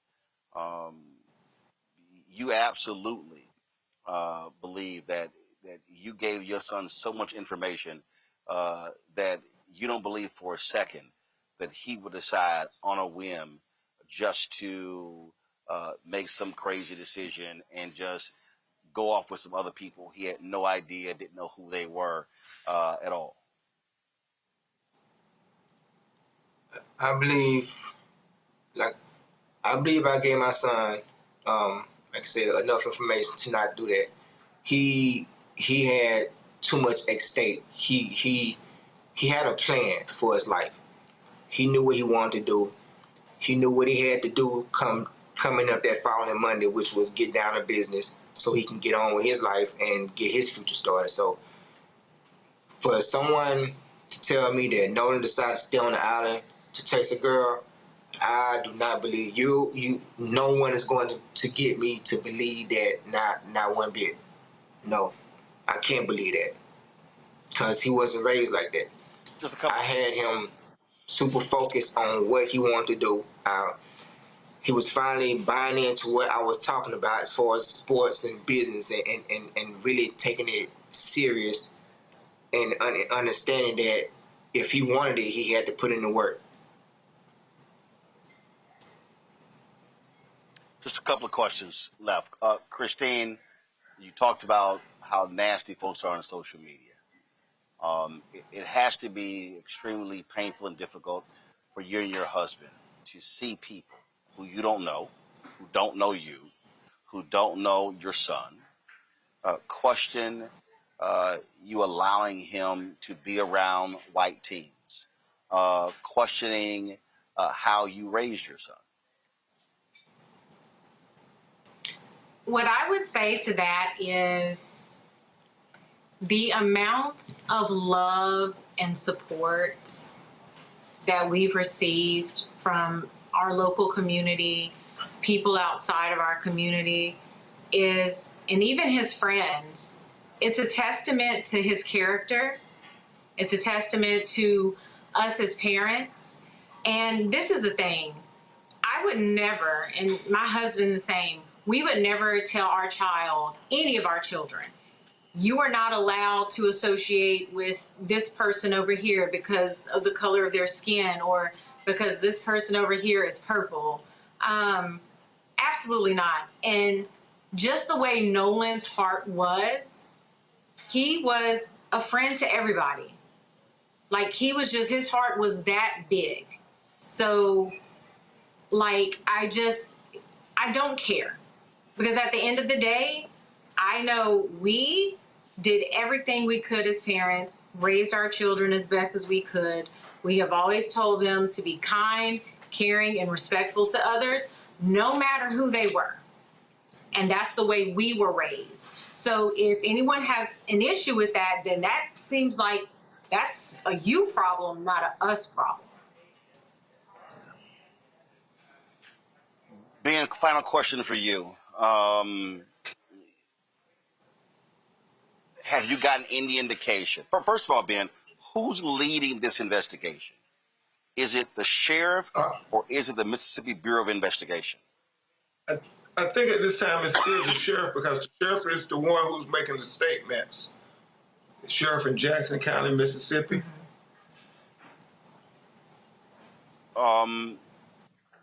Do you want to see the MBI take this over? I want to see somebody lead the investigation who's going to do so zealously. We are in a ferocious search for the truth. With every day that goes by, that makes it a little more daunting, a little more challenging. So time is of the essence. We don't want not one more sleepless night to go by just because they don't have answers. We know they're never going to have peace because, their baby, as they talked about, bought their family so much peace. And so there's a void in their hearts and in their families forever. But let's at least give them the transparency that they deserve. As Christine said, any parent, black, white, brown, or red, you would want answers. If somebody came to you and said, we went out with him, we left him, and now he's dead. No, we got to get answers, Roland Martin. We must get answers. Christine Elmore Wansley, again, our condolences go out to you. Is absolutely difficult, and as you said, it's even more difficult when you're trying to grieve the loss of your son, and you're having to do interviews and, frankly, put the pressure on officials to get answers as to what has taken place. And so I appreciate both of you joining us. I appreciate Ben Crump, you being here as well. And certainly we've been covering this story from day one, as we always do. We're going to continue to cover this story because it needs to be told, and we need answers as to what took place to 18-year-old Nolan Wells. Thanks a bunch. Thank you so much. Thank you so much, Roland Martin. Thanks a lot. Quickly go to my panel here. Candace, when we talk about evidence collection, what is bothersome here is that these boys come back, they call the mother at 11 p.m., they don't get the phone until the next day. Anybody who understands investigations, you are most concerned about the destruction of evidence. Mm-hmm. In this case here, we're dealing with water. And so now, again, you don't know. Did they change clothes? Now you're talking about, where was there a fight? Scratches on their body. What kind of interviews took place from the authorities? There's so many people. There's so many things here at play that could determine not knowing what actually happened. Mm-hmm. Yeah. And you said the key word there, and that is the evidence, because the evidence begins right now. And if there are any lawsuits, that's what this part and this time is for, to collect the evidence and make sure that people are held accountable so that evidence plays out well in court, whether it's a wrongful death suit, a negligence suit, or any other criminal action that comes down the line, which there probably will be. Now, I'm not sure, and this is a question that I wanted to hear from them, and maybe you know this, if any of those young men that were with him did get legal representation. I have heard it. I'm not sure but to search for an attorney and not be as part of the search party is ridiculous. And that is evidence. And that is evidence that it goes against any story that they have. At this point, it seems to me, I think about it this way, Roland, when you want to punish a child that's 18 years old or 8 years old, the first thing that you do is you take away that phone. And we know that there was confirmation from Crump. There was, audible. You could hear audio that was confirmed that was Nolan, that he did say, give me back my freaking phone. Why were they punishing him by keeping that phone away from him? There's something that somebody is hiding. This is what we know. And it all has to do with that phone. The fact that they went home, sat on that phone, that a friend of hers had to go retrieve the phone. Nobody offered that phone up? Are you kidding me? This is all the evidence building that is not going to play well for those kids in court, which is why one of the kids' mothers, that judge whose name escapes me, that's why she started her evidence and seeding of it now. That my child, he's been cooperating with everyone and everything is fine. And maybe I canceled my Facebook account, but don't take it personally. People out there are mean. Everybody is pulling together their evidence, and that's where we are. And it does not look good. And it is because of that phone. It is because of that. That phone is telling the story, and it's going to tell the story in court. Matt. Yeah, I want to stay on that same thought. So I have literally proven a murder case off of deleted text messages from a cell phone. The police may not have thought they had probable cause to search the phone, but phones get dumped. So what people don't know is even if you delete messages or delete data on your phone, there are various levels to the phone where things are saved. So like I said, I literally proved a murder case off of deleted text messages. There's a lot of evidence surely in that phone.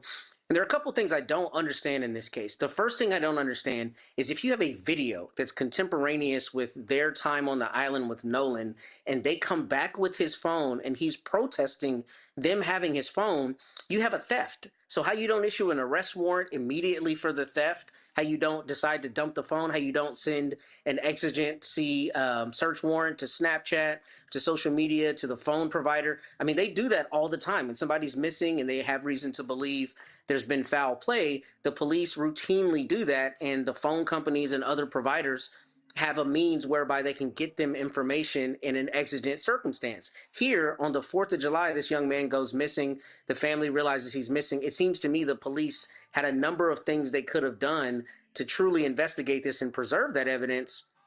And, you know, Ben Crump is one of the best in the country, so I suspect his team is going to do this. But the absolute first thing I would do is get a private forensic examiner on that phone. I would do a logical dump, a physical dump, find what is in that phone. And there may certainly be things that were deleted, right? And then even if those things are innocuous, right? Even if they're text messages that don't have anything to do about the conflict, then you have a question of chain of custody. Okay, y'all had this phone for X number of hours before it was provided to his family, and there's something that was deleted that was sent after the time Nolan had the phone, or rather deleted after the time Nolan had the phone.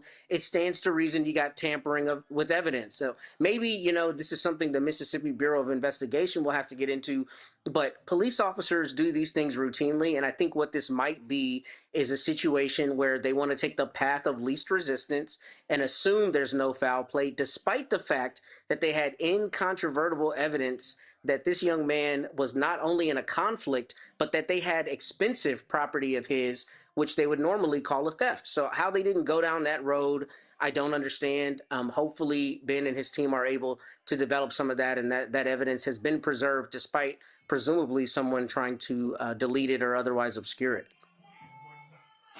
Well, Michael, what's so bothering for me is for a sheriff to say, we don't believe there was foul play. I'm sorry. An 18-year-old, extremely healthy young man goes on an island with friends, doesn't come back, they come back, he's missing, and I'm sorry, that's called doubt. That's called suspicion. And so you don't just come out and just make that kind of statement. That raises questions as to the thoroughness or the quality of the investigation that this sheriff is going to actually conduct. Yeah, Roland, I agree. I think it's premature to say there's no foul play suspected. You could just say we haven't been able to conclude that at this point in the investigation. The other, so or you just simply, or you simply say this, or you just simply say this is under investigation. This is under investigation. You don't give a you don't give a definitive statement like we don't believe that was foul play. Right. So I agree, Roland. I watched the press conference today. I also saw the interview this morning on Good Morning America that Nolan's parents did along with Ben Crump. And I watched the interview on CBS this morning. And I have like 15 questions, but I'm only going to ask 2. So I heard you, Roland, say that someone called the parents at 11 p.m. Was that to say we have Nolan's phone, or what was that call regarding? Well, the mother answered that. She said that the call she got was that Nolan had not come back with him. Right. Okay. Now, so one of the questions I had is when the father went to go retrieve the phone, the boy or the man or the young man he retrieved the phone from said Nolan was like a brother to me. The father. No. The father didn't go retrieve the phone. The mother said a friend of hers was the one who went to go and retrieve the phone. Okay. I misunderstood it at the press conference today. Okay. Yeah. Well, again, I didn't see that. Here's the deal. I didn't see the news conference. I'm just simply saying what the mother just said, and I just interviewed her. So in terms of, so I don't know that. But so the bottom line is here. Okay. Clearly, they're not giving answers as to what actually is taking place. It has been 4 days since his body was found. 7 days, 7 days since they last saw him. 6 days since July 4th. And it's clear folks are clamming up. And so I would hope the sheriff is doing a real investigation. And the problem is, if he's not, for every day that you get away from this, the problem that you have is you have a lack of evidence. As we said, evidence could be destroyed, evidence washed away, all that sort of stuff. And that's really what is of great concern. Yeah, Nolan Wells went on a boat with friends on the 4th of July and out to, I believe it's Horn Island off the Mississippi coast. He was the only Black person in this group. He never made it back to shore with them. Days later, his body was recovered on the island. His family, supported by attorney Ben Crump, Reverend Al Sharpton, and millions around the country, have been begging for a transparent investigation ever since, because the story just keeps shifting, and because there's still no real answers for why he was left behind on the island, why his phone was never found with him, what happened in those missing hours. Like, we're still looking for all of that. Yeah, and Nolan case doesn't just exist in isolation, right? In the last year alone, we've seen disturbing numbers of Black and brown people found hanging from trees in public places. From Mississippi to Georgia to New York, each one quickly labeled a suicide, each one leaving families and communities with more questions than peace. Right. And it's not to say that mental health in the Black community, but the specifics of Black people hanging from trees at this time, when white supremacy is on the rise, needs to be really addressed, and the quickness to label it suicide. But, at the same time, thousands of Black children and adults missing every single year with almost no media coverage at all. Even in the Nolan Wells case, traditional media spaces have not been covering it. And, there's this underlying truth that Black life is too often treated as disposable. Black death is often treated as unremarkable. When we think about cases like Nolan Wells or the recent hanging deaths across the country, or the missing Black children that are happening in places like my hometown, Philadelphia, to places like Chicago. From your reporting, what do you think typically goes wrong first, but both with how law enforcement responds, but also the lack of media coverage in those stories? I think that it starts with the media. I personally just see that the media has such a big role to play in how the world responds to certain situations, including law enforcement.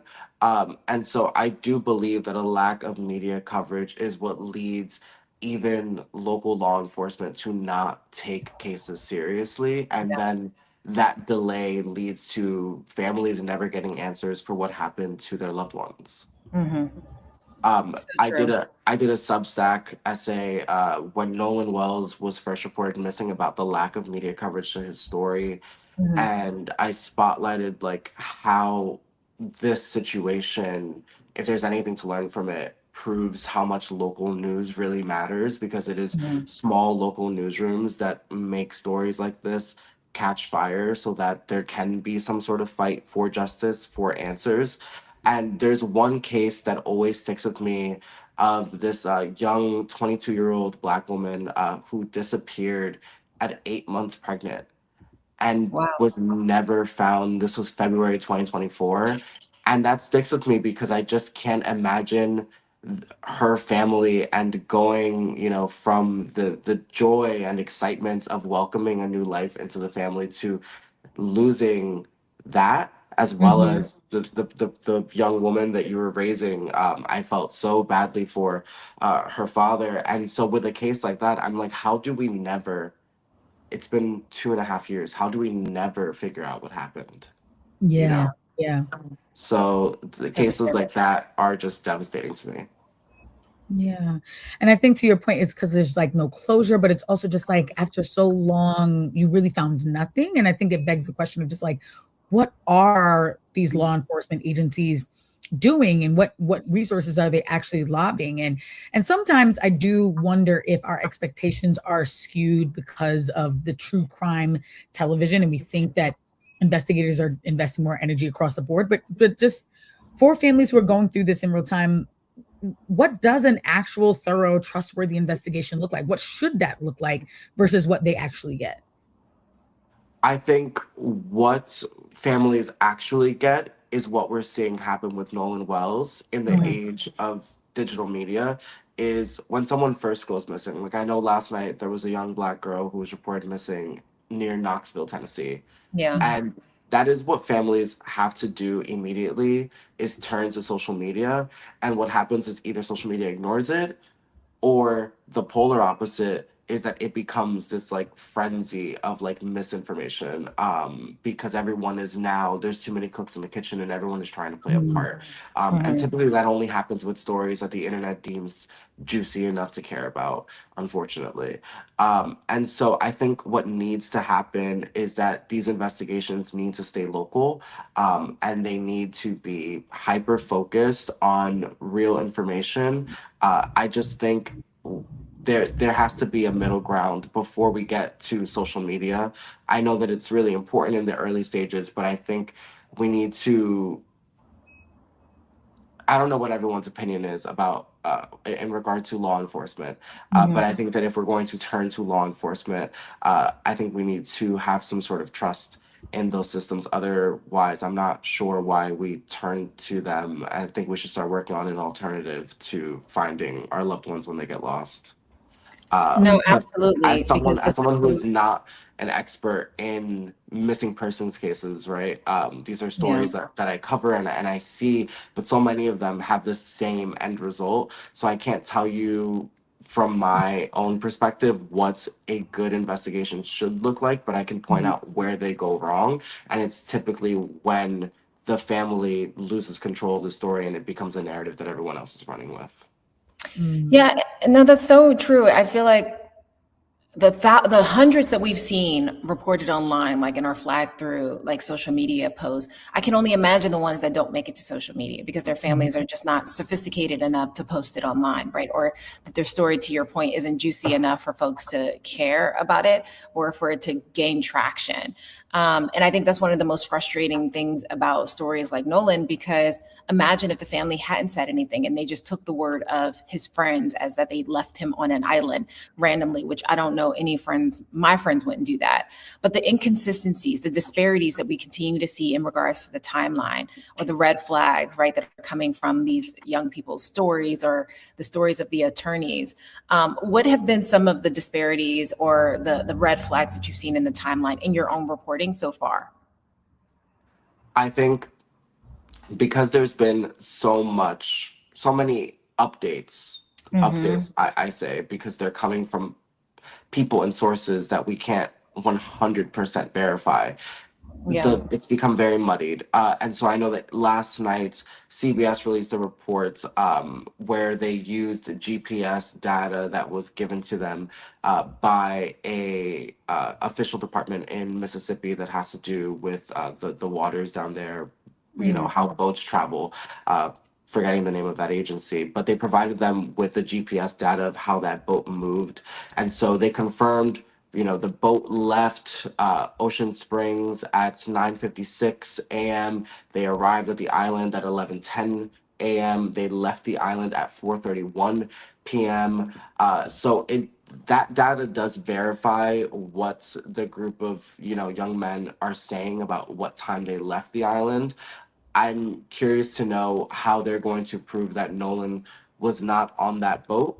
And if they can prove that, I'm still not sure how anyone is accounting for the fact that they're saying they last saw Nolan at 3 p.m. and they left the island at 4:31 p.m. This is not, you know, I'm not sure if anyone has like looked at Google images of you know, Horn Island or watched the videos, I but have, yeah. this isn't Cancun, you know, this isn't like this is a sandbar. It's called an island, but it's a sandbar. It's not huge, right? So you can do that lap. Where was Nolan in the 90 minutes between when you're claiming you last saw him and when you actually left the island? Because 90 minutes is a lot of time. Especially like I know, you know, people who work in media always joke that like that 30-second break that you get, 30 Yeah. seconds is a lot of time. So 90 minutes is a lot of time. So where was he? Yeah, and to your point too, I think that's one of the most frustrating things is why did y'all have his phone? Why did you have his I will phone? And say now that the mother is I saying that there don't was think things taken away from his phone or stuff like right. that. I don't think it's insane because I've again, and this is something that I need to be 100% sure about. I would say I'm about 90% sure, but I've seen that his best friend Javon also left the island. He was on a different boat, but he also left his phone with Nolan's phone on the other boat. Like I don't think it's I personally do not think it's crazy that everyone apparently leaves their phone over on the boats. That Yeah. you know, And I do. when I go to the beach, I do hide my phone in like a bag and leave it somewhere so Yeah. that the sun doesn't kill it. So like, Yeah. I'm curious to know when did they notice that they had it? Yeah. Now that is a big question. You know, I had seen some of the snippets from Christine's interview and also some of your coverage, because you've been at a lot of these presses, you've had conversations with the family, and so seeing your quotes that come from it. And she had said on multiple occasions that she did not get the phone back immediately, and then she also, to clarify something that was said earlier, that she had to she had to reach out to ultimately get his things back. That it wasn't like someone, you know, was like, hey, we have his stuff, we haven't been able to get in touch with him, so here it is. Like she had to go chasing after some of his things. Did I misunderstand that? Or So Christine Wonsley, Nolan's mother, tracks Nolan via Life 360, which is a GPS app. And so when she checked Nolan's Life 360 location, it showed that he was somewhere else. It showed that he was on land, but it showed that he was somewhere else. I'm not certain, like she has not clarified where it said she was. It could be that like it showed him on a random street and she's not sure, you know, what it was saying. But so Nolan's friend Warren was the one who called Christine at 11:07 p.m. that night, according to her, and said, "Have you heard from Nolan? No one has seen him, and he's not with us." And then that friend also is the one who called the Coast Guard, reportedly. Christine then reached out to her friend, whose son, Jalen, is Nolan's best friend. Her son said, I haven't seen Nolan. The last time I saw him was on the island. He's not with me. He said, let me check his Snapchat location because they all share their locations on Snapchat. So then he checked and it said that it was at someone's house. And so when he looked at the location, not only was Nolan, I don't know if anyone is familiar with like the Snapchat map and what it looks like, but like it shows you on a map and it shows like your avatar. And so what he and his mother said is that when they looked at the map, it was not just Nolan, but it was like a bunch of people were in this one concentrated area. So then they traveled to that house and they knocked on the door, and that is when they learned, like that's when they got the phone. And so I don't think that the friend, from what I'm trying to connect, because I will be honest and say the interviews, no one who has interviewed the family has taken the opportunity to in my opinion clearly, you know, clarify the timeline of events. I think that it's been bits and pieces here and there, and so it's up to everyone else to try and like string them together. So I don't think that the friend who called Christine was at that house or had no, like I don't think that, I think that was a friend who was at the beach and is separate from the group of people who had Nolan's phone. That's what I am surmising from the story that I've heard. Okay, that makes sense. But I am curious to know, and I did reach out to Christine, but unfortunately, what has happened is that because Ben Crump is now, and it appears to be prioritizing national media, it's very hard to get answers now. Whereas in the early days, I was getting confirmation in quotes rather quickly. I this week like re-downloaded Snapchat and like did an experiment where I was having my friend track me and I was changing the settings and shit. So like Snapchat does not track your location in the background. It only Unless tracks when you post, right? it tracks it if the app is open. Okay. Or it tracks it in the background, like even if you like quit the app, it'll track your location in real time if you have that setting saved. And so I'm curious to know what Nolan's location services settings were on his phone. Was it set to always track my phone so that even if Snapchat hadn't been used, then okay, it makes sense that it tracks him wherever it goes? Or is it set to only when I'm using the app. Because if that's the case, then that means that someone opened the phone at that house. Right. Okay. And these are all such important questions. And I know that you said earlier, you're not an expert on investigations, but these are the sorts of questions that we do want to believe that law enforcement are asking themselves and converging on and getting to these things. It was just devastating to hear the father saying we would have been out there on the water sooner, but we didn't have access to a boat. And it just being like, why does it fall on individual families to have access to these, hulking things that are very expensive to get the searches going, or, it takes the United, Cajun Navy to get out there. And if you can't get any of that to happen fast enough through social media or law enforcement, then you just don't get access to it. But I appreciate the questions that you're asking. I hope that national media is really taking because I will say something that's been happening on social media is there's a lot of anger at what seems to be, what's perceived to be the white friends and their family members like closing off.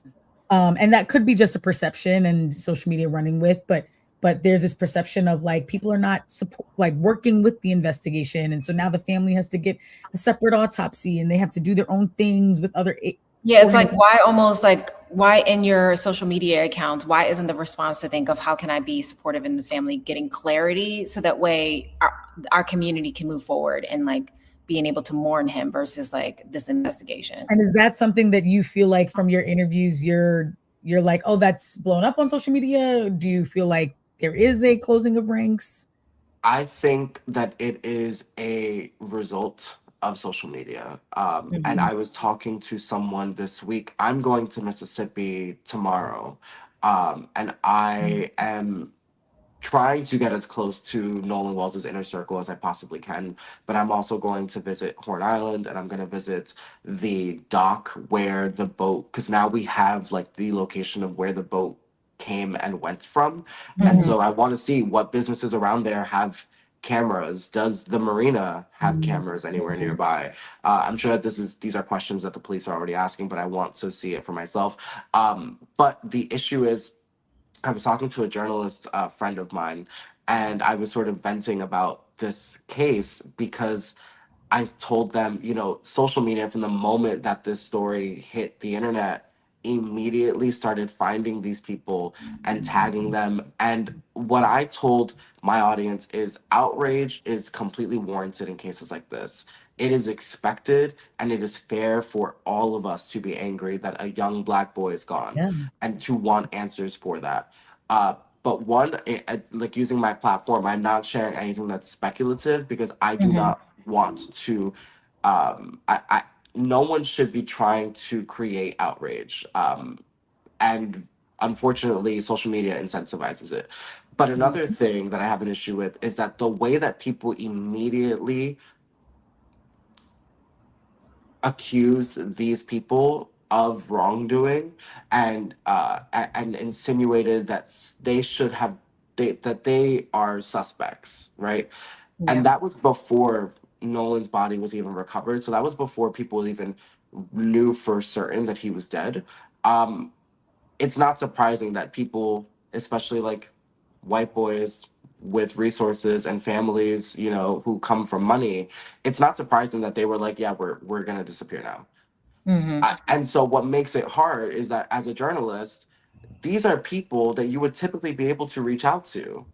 Like, even if it's not the three friends who are on the boat, like typically as a journalist, you can go onto their profiles and find their friends and and message them and say, hey, you can stay anonymous, but were you there that day? And now no one is talking because everyone is being made out to be a suspect. And so I do think that in some ways, the response from social media has made it harder to get answers. That's real. No, and that's a really great perspective that I don't think a lot of people take into consideration of like, yeah, imagine if something tragic happened to your son's friend group, like your immediate reaction would be probably to mourn, but also like, damn, I didn't think my child would then be held accountable. And I think this speaks to a larger conversation of, because of the deep rooted history of Black kids going missing, or Black kids or Black people being mistreated in white communities, that our automatic response, right, which is a trauma response at its heart, our PTSD, is to believe of foul play. And the question I would pose is like, well, I would ask ourselves is what's the chicken before the egg, right? Are they shutting down as a response to because they have something to hide, or are they shutting down because they know that the public will have a negative impact or have a negative perspective because of the history of violence for Black kids? What can everyday people do, right? Not just journalists or lawyers. Actually, what can everyday people actually do? And you kind of alluded to that, right? Like not sharing misinformation. Actually, we're waiting for not perpetuating or promoting unverified claims. Like, but what can everyday people do in situations like this? One, to raise awareness, but also to ensure that we are not creating more noise than that actually prevents us from getting clarity in cases like these. I would say that the first thing you can do if a case like this really, really matters to you is to try and support the family in ways that you can. So, and immediately when someone is reported missing, try and spread that. Really try and think hard. Like last night, I was like, who do I know that's in Tennessee? And I started sending them, that missing persons report that had just come in from Tennessee. But in a case like Nolan Wells, try and support the family via their GoFundMe if you're able to do that, or support organizations that do the work of trying to keep these stories alive and find people who have gone missing or get closure for their families.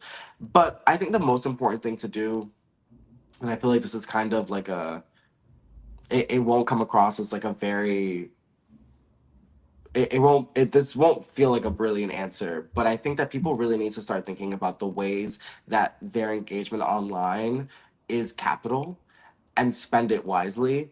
Yeah. Stop rewarding the pages that are just so blatantly using this story for clicks and views. I see accounts that are like real estate agents and food critic reviews and like film reviews or pop culture commentators who are now completely focused on this. If an account has more videos about Nolan Wells than the media has news stories, that should tell you something. Yeah. Like you should not have been able to make 10, 12, 15 posts about Nolan Wells. You can't, I can't script 15 videos about Nolan Wells, we don't know enough. And so my number one thing in cases like this, and just in general, I think we just have a media literacy issue, is stop rewarding pages that are doing harm. Block them, actually. I agree. Couldn't agree more. Okay. So how does folks, go ahead, Bria. Oh yeah, I was just gonna say, no, that's so real. And I think just one last thing to leave people on is like Nolan is not content. Like, please, even people who think they're well intentioned. Well, I'm just posting things to try and get people to act, but like you're treating him and his family like content, and that's not fair. And allow the family to actually get the answers. Because listen, even if we believe and feel like there is absolutely proof of foul play, we don't want people to disappear off the face of the earth with the only evidence that this family might have access to, right? We want them to be able to be held accountable in the proper channels, and not that social media's witch hunt is clouding and getting in the way of that. Again, even with well intentioned, because he's not content.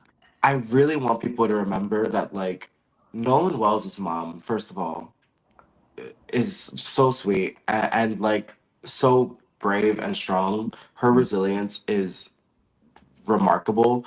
I would not be able to do what she is doing, and his father as well. Remember that Nolan Wells is gone, but his family is here, and they can see what you're saying. And as much as people think that they are helping, by sharing stories that they hear, by trying to say, like, I've heard just the wildest conspiracy theories about what people think happened to Nolan Wells. And when I tell people you should not be sharing this, you really should take this down. And if you're connected to someone who told you this, get them to share it with the police. But this shouldn't be online. And everyone gets so mad at me because they think that I'm trying to like suppress this. And I'm like, guys, Nolan Wells' family, my son is only 4 years younger than Nolan Wells. And I'm like, Nolan Wells' family does not deserve to come online Yeah. and have to be inundated with all of these conspiracy theories, and imagine the horrific things that may have or could have happened to their son. Let them get to the truth, but we don't have to further traumatize them along the way while they fight for justice. That is so cruel. When I was called about what happened to Nolan, and as the days went on, the parents came to our Harlem headquarters of National Action Network and told the story as they knew it at that time. Attorney Ben Crump, who I call the Attorney General of Black America, began looking into this situation. And since then, every day, I have thought about what this means and what it could mean. And a lot of what this could mean, it could be the healing, or it could be the poking of the wound. That's going to be decided by what we do. The senior pastor of this church had the courage of his faith to open the doors of this church and let this family funeralize him, even though he knows that some, I'm sure, in the city would wonder why he would even do that. And the dividing of our children of God is something that we have to get over.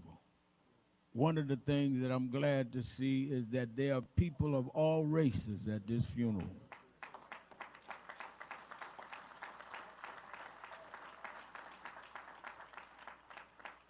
And there are people of all ages.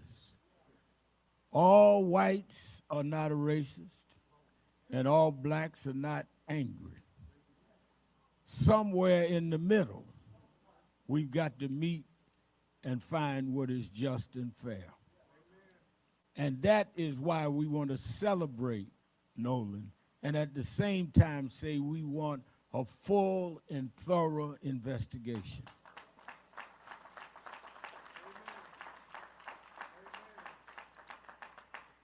We don't want nothing sugar-coated either way. But for an 18-year-old young man to no longer be with us, we want answers. Not biased either way, just answers. And I think that for the family, the closure can come if there is justice. We will see where it goes. Some have prejudged. I do not think that it is appropriate for either side of opinions to prevail without a backup and fair investigation. We cannot say it was racist, but we cannot say it was not racist. So let's not judge either way until all the evidence is in. And in that light, let me say this, and I'm going to take a brief text and I'll move on. There are those that are so full of hate that they would send hate messages to the house of these parents. They sent one that Christine shared with Attorney Crump and I, and it accused her and Elmer of just stirring trouble and accused the lawyers, Attorney Crump and I, oh, they just want money. First of all, I don't get any money in any of what we do. Most of the cases that you have seen us do, we help to pay the funerals and all of that, and never ask for a dime back, even if they got settlements. But since Mississippi is so special, I've not only I'm not only saying we don't want nothing, I want to say right here now, and I'm inspired by who accused us of that I want to put up from National Action Network and me, I want to offer a reward of $50,000 to anybody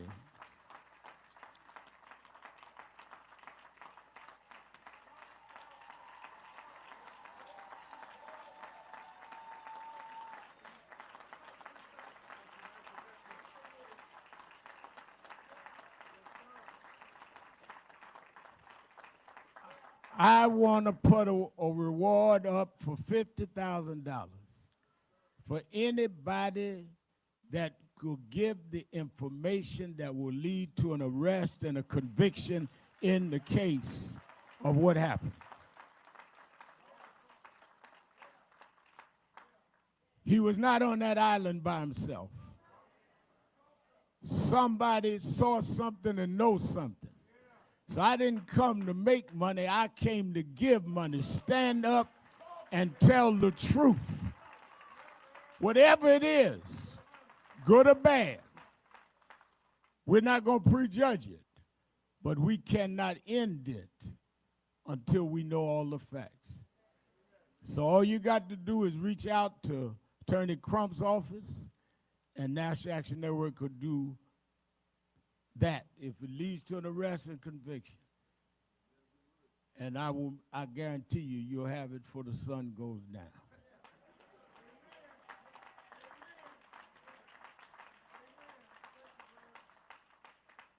I want to thank Tyler Perry, who has paid for the funeral. We didn't call him. He called me and said, I want to pay for that. I want to thank Byron Allen and others that have contributed, some that don't even want their name called. I was thinking as a scripture in Genesis, the 4th chapter, that passage that starts at the 2nd verse said, and again she bore his brother Abel. Now Abel was a keeper of sheep, and Cain a worker of the ground. In the course of time, Cain brought unto the Lord an offering of fruit of the ground. And Abel also brought of the firstborn of his flock, and their fat portions. And the Lord had regard for Abel and his offering.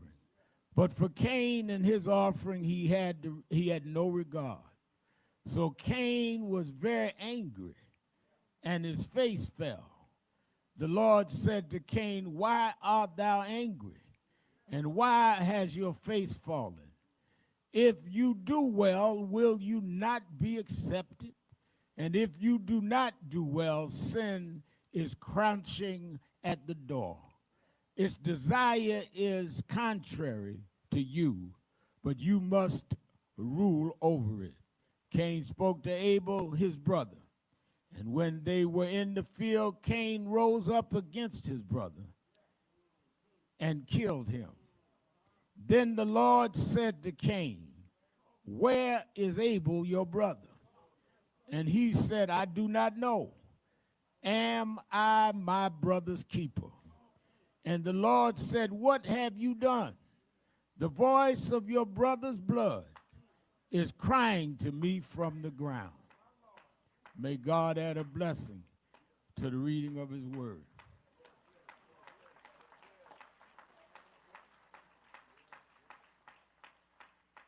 The story of what we have faced in America is a question that started in the first book of the Bible with the first siblings.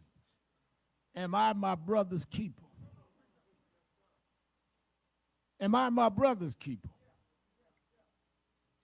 Or will we, out of some emotions, some anger, some jealousy, some envy, maybe some bigotry, decide rather than deal with building up the beauty that God put in us, that we will harm our brother and that we will harm our sister, and through some malice try to hide it?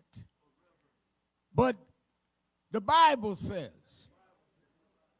that the victim's blood cried from the ground. I hear this morning Nolan's blood crying from the ground. Am I my brother's keeper?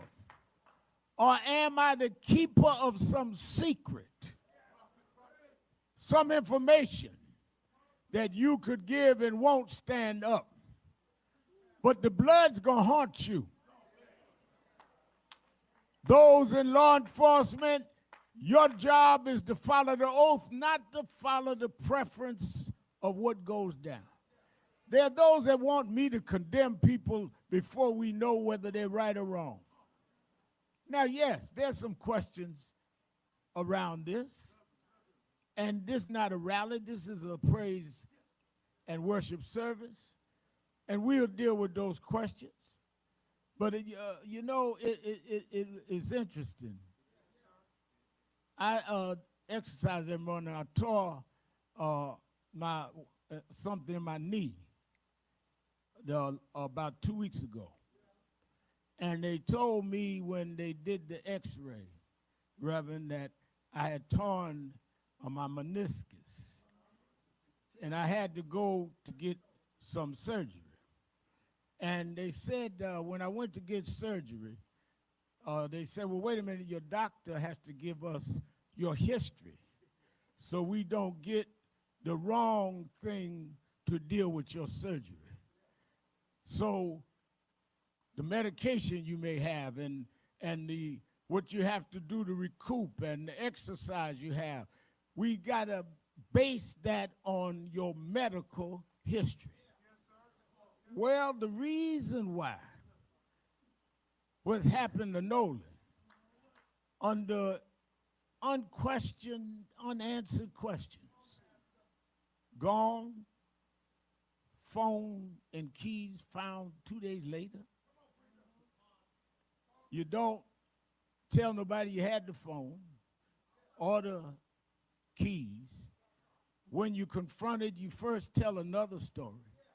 Then when they finally get the phone and the keys, there are things erased from the phone. There's just too many unanswered questions. Somebody's saying that he told us he was leaving the island. So I don't know an 18-year-old person, black, white, or undecided, that gives somebody their phone. I'm a lot older than 18. I wouldn't trust Crump with my phone.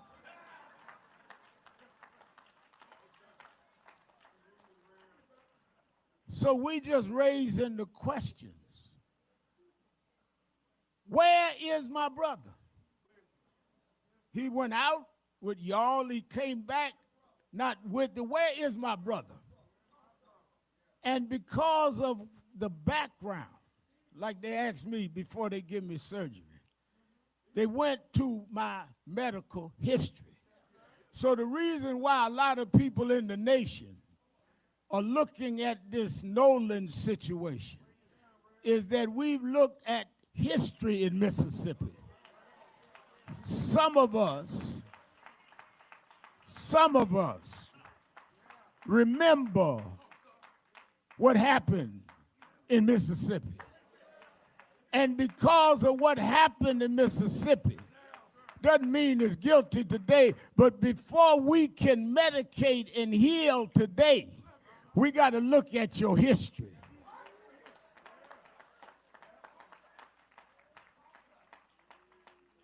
Because history will decide, can you handle the medication? I look back into history, and I noticed that Emmett Till happened here. All the way to Medgar Evers happened here.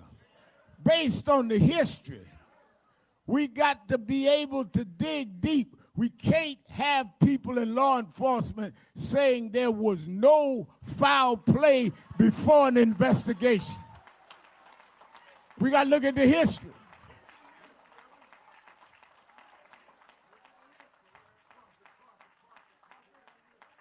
Now, I know, and I told Christine and Elmer, they're going to say, you had Sharpton come down. And that could be controversial, but don't get me wrong. I grew up in Brooklyn, New York. I grew up in a section called Brownsville. I first had, my parents had a nice home in Queens, nice middle-class home. And Daddy left, and Mom had to move to a tenement in Brownsville. I didn't grow up in Fort Greene like Spike Lee. They were middle class. We was poor. We weren't even poor. We was poor. And we had, Spike don't know nothing about this, but we had roaches. And I remember I went one night and I went in the kitchen. Sister had gone to bed, mother had gone to bed. I looked in the kitchen and I saw these roaches all over the kitchen. And I'm looking for the Raid. Some of y'all grew up like me, know what Raid is. I'm looking for the Raid to spray the roaches. I ran and woke up my sister. And I said, there's roaches all over the kitchen. She said, leave me. I said, get up, you gotta help me. There's roaches all over the kitchen. She kind of stumbled and come down the hall and hit the switch and fixing her eyes. And when she looked, she said, ain't no roaches in here. I said, no, they were right here. She said, you woke me up, I don't see no roaches. She went back to bed, she was angry, didn't want to hear from me. I went back again and looked in the kitchen, roaches everywhere. I went back and grabbed it again.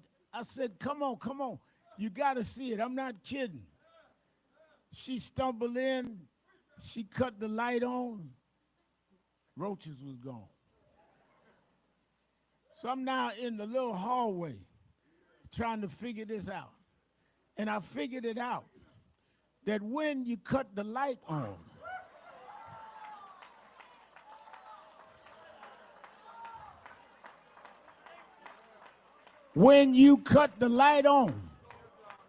the roaches run.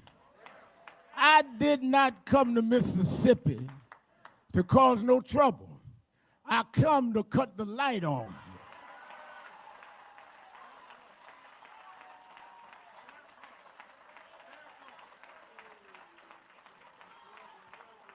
And if we cut the lights on, you're gonna see roaches start running all over. It's time to cut the light on. It's time to get rid of our differences. It's time to let love rule over hate. It's time for a new Mississippi. It's time for a new coming together. It's time for us to stand together no matter who's wrong. God will make a way for his children.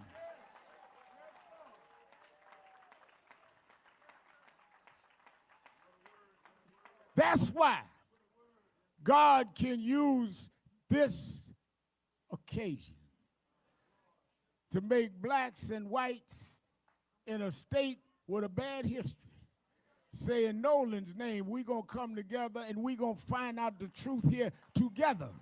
We're going to love together. We're going to make his name be the difference between those of the past. We're going to have some justice and some fairness no matter what it is. We're going to cut the light on. We're going to get rid of the roaches. Thank you and God bless.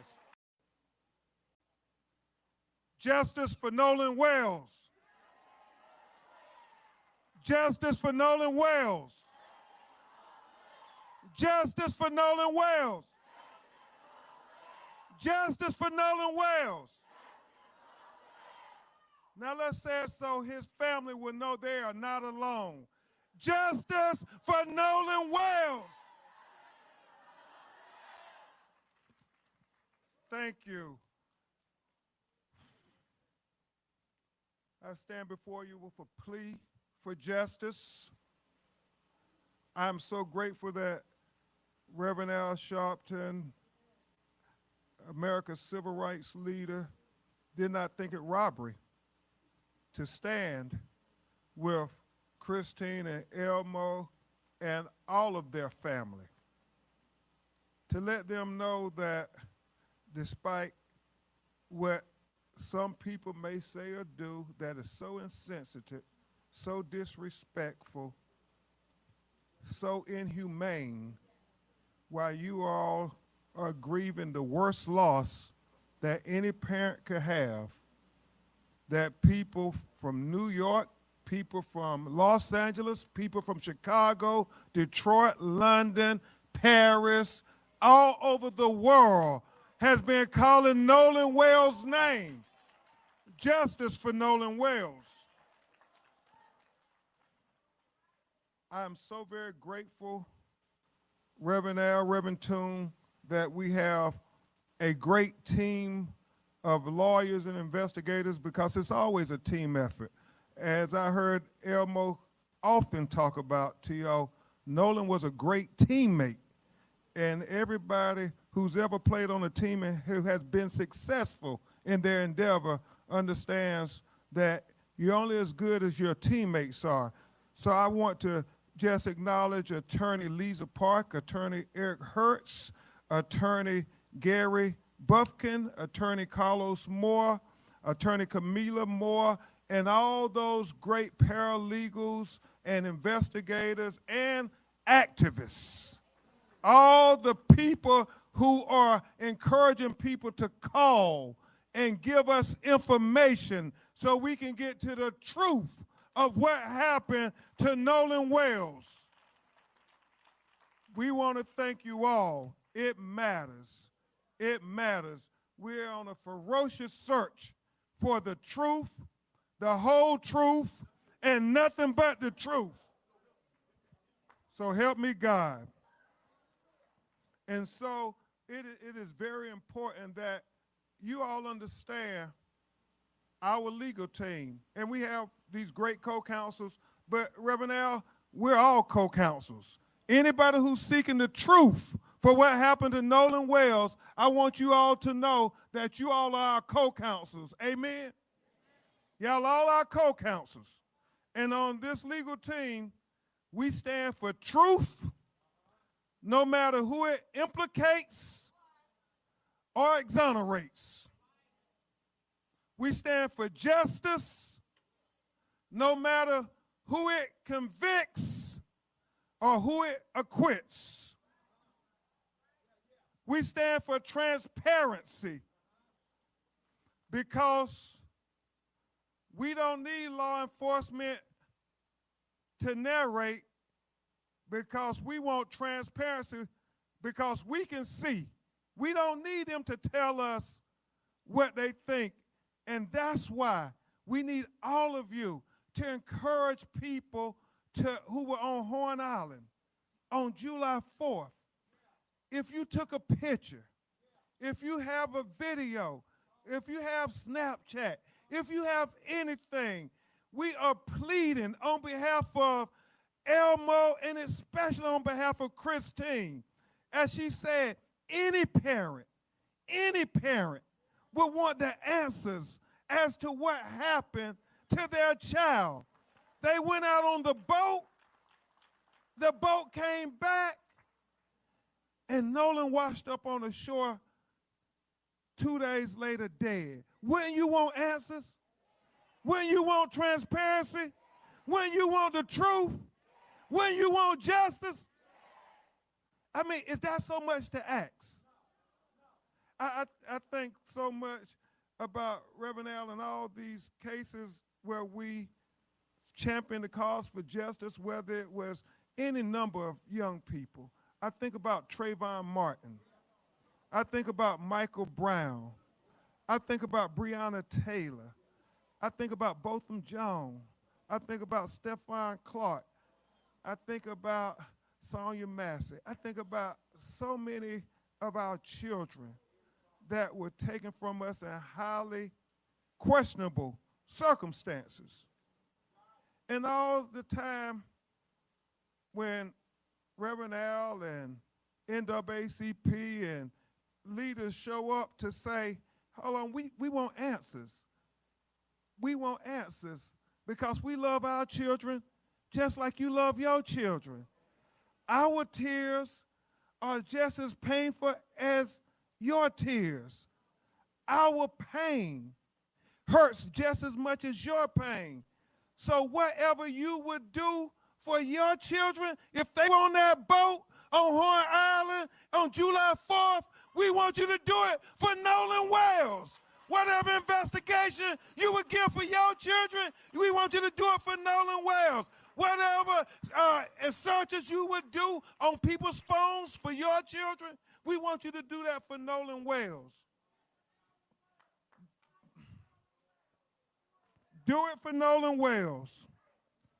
Because really, if we're thinking like co-counsels, understand that Nolan Wells was the son of Christine and Elmore,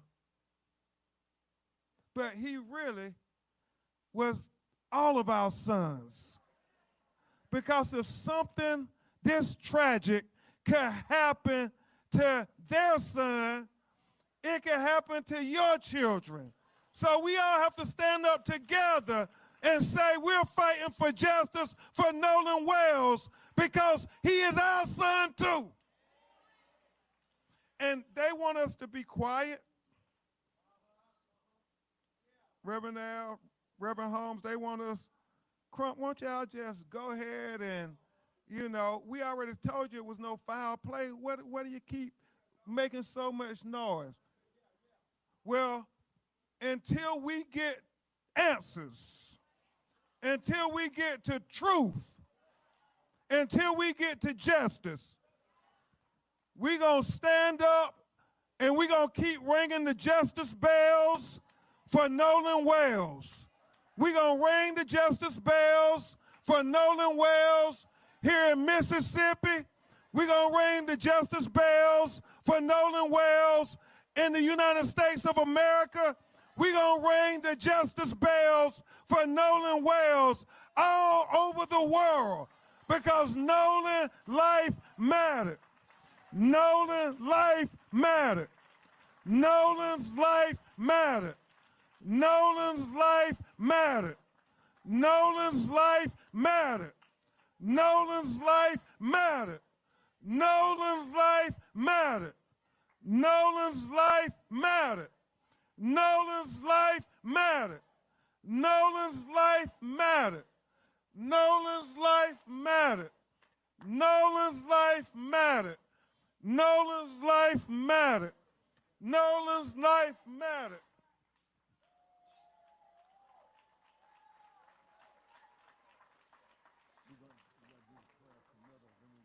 Okay. I was gonna. Christine, Elmo, can you all come up with this one last time? Y'all understand, really, we work with so many families. The reason we all got to stand on our feet and say Nolan life mattered, because as Reverend Al said, at some point, the cameras are going to go away, the crowds are going to go away, the government investigation going to go away, and they're going to feel so alone, as if nobody cared, that nobody felt that Nolan's life mattered. So I want you to stand to your feet and let them know that Nolan life matters. Nolan life matters. Nolan life matters. Nolan's life matters. Nolan's life matters. Nolan's life matters. Nolan's life matters. Nolan's life matters. Nolan's life matters. Let me say to Christine and Elmo, before we do the prayer of committal and escort the family out, I just got a text, Christine and Elmo, you know that Tyler Perry said he would pay for the funeral. He must be watching because he said, I'm gonna match you and put up $50,000 more. So we putting up $100,000 for anybody that'll come forward. We just want the truth, that's all. We just want the truth. And we want to thank Tyler Perry. He must have been watching. Want to thank Colin Kaepernick, who paid for Colin Kaepernick, a real giant in our community that shouldn't be disrespected by anybody. But I'll leave that for when I get back to Harlem. But thank you, Colin, for what he did for this family.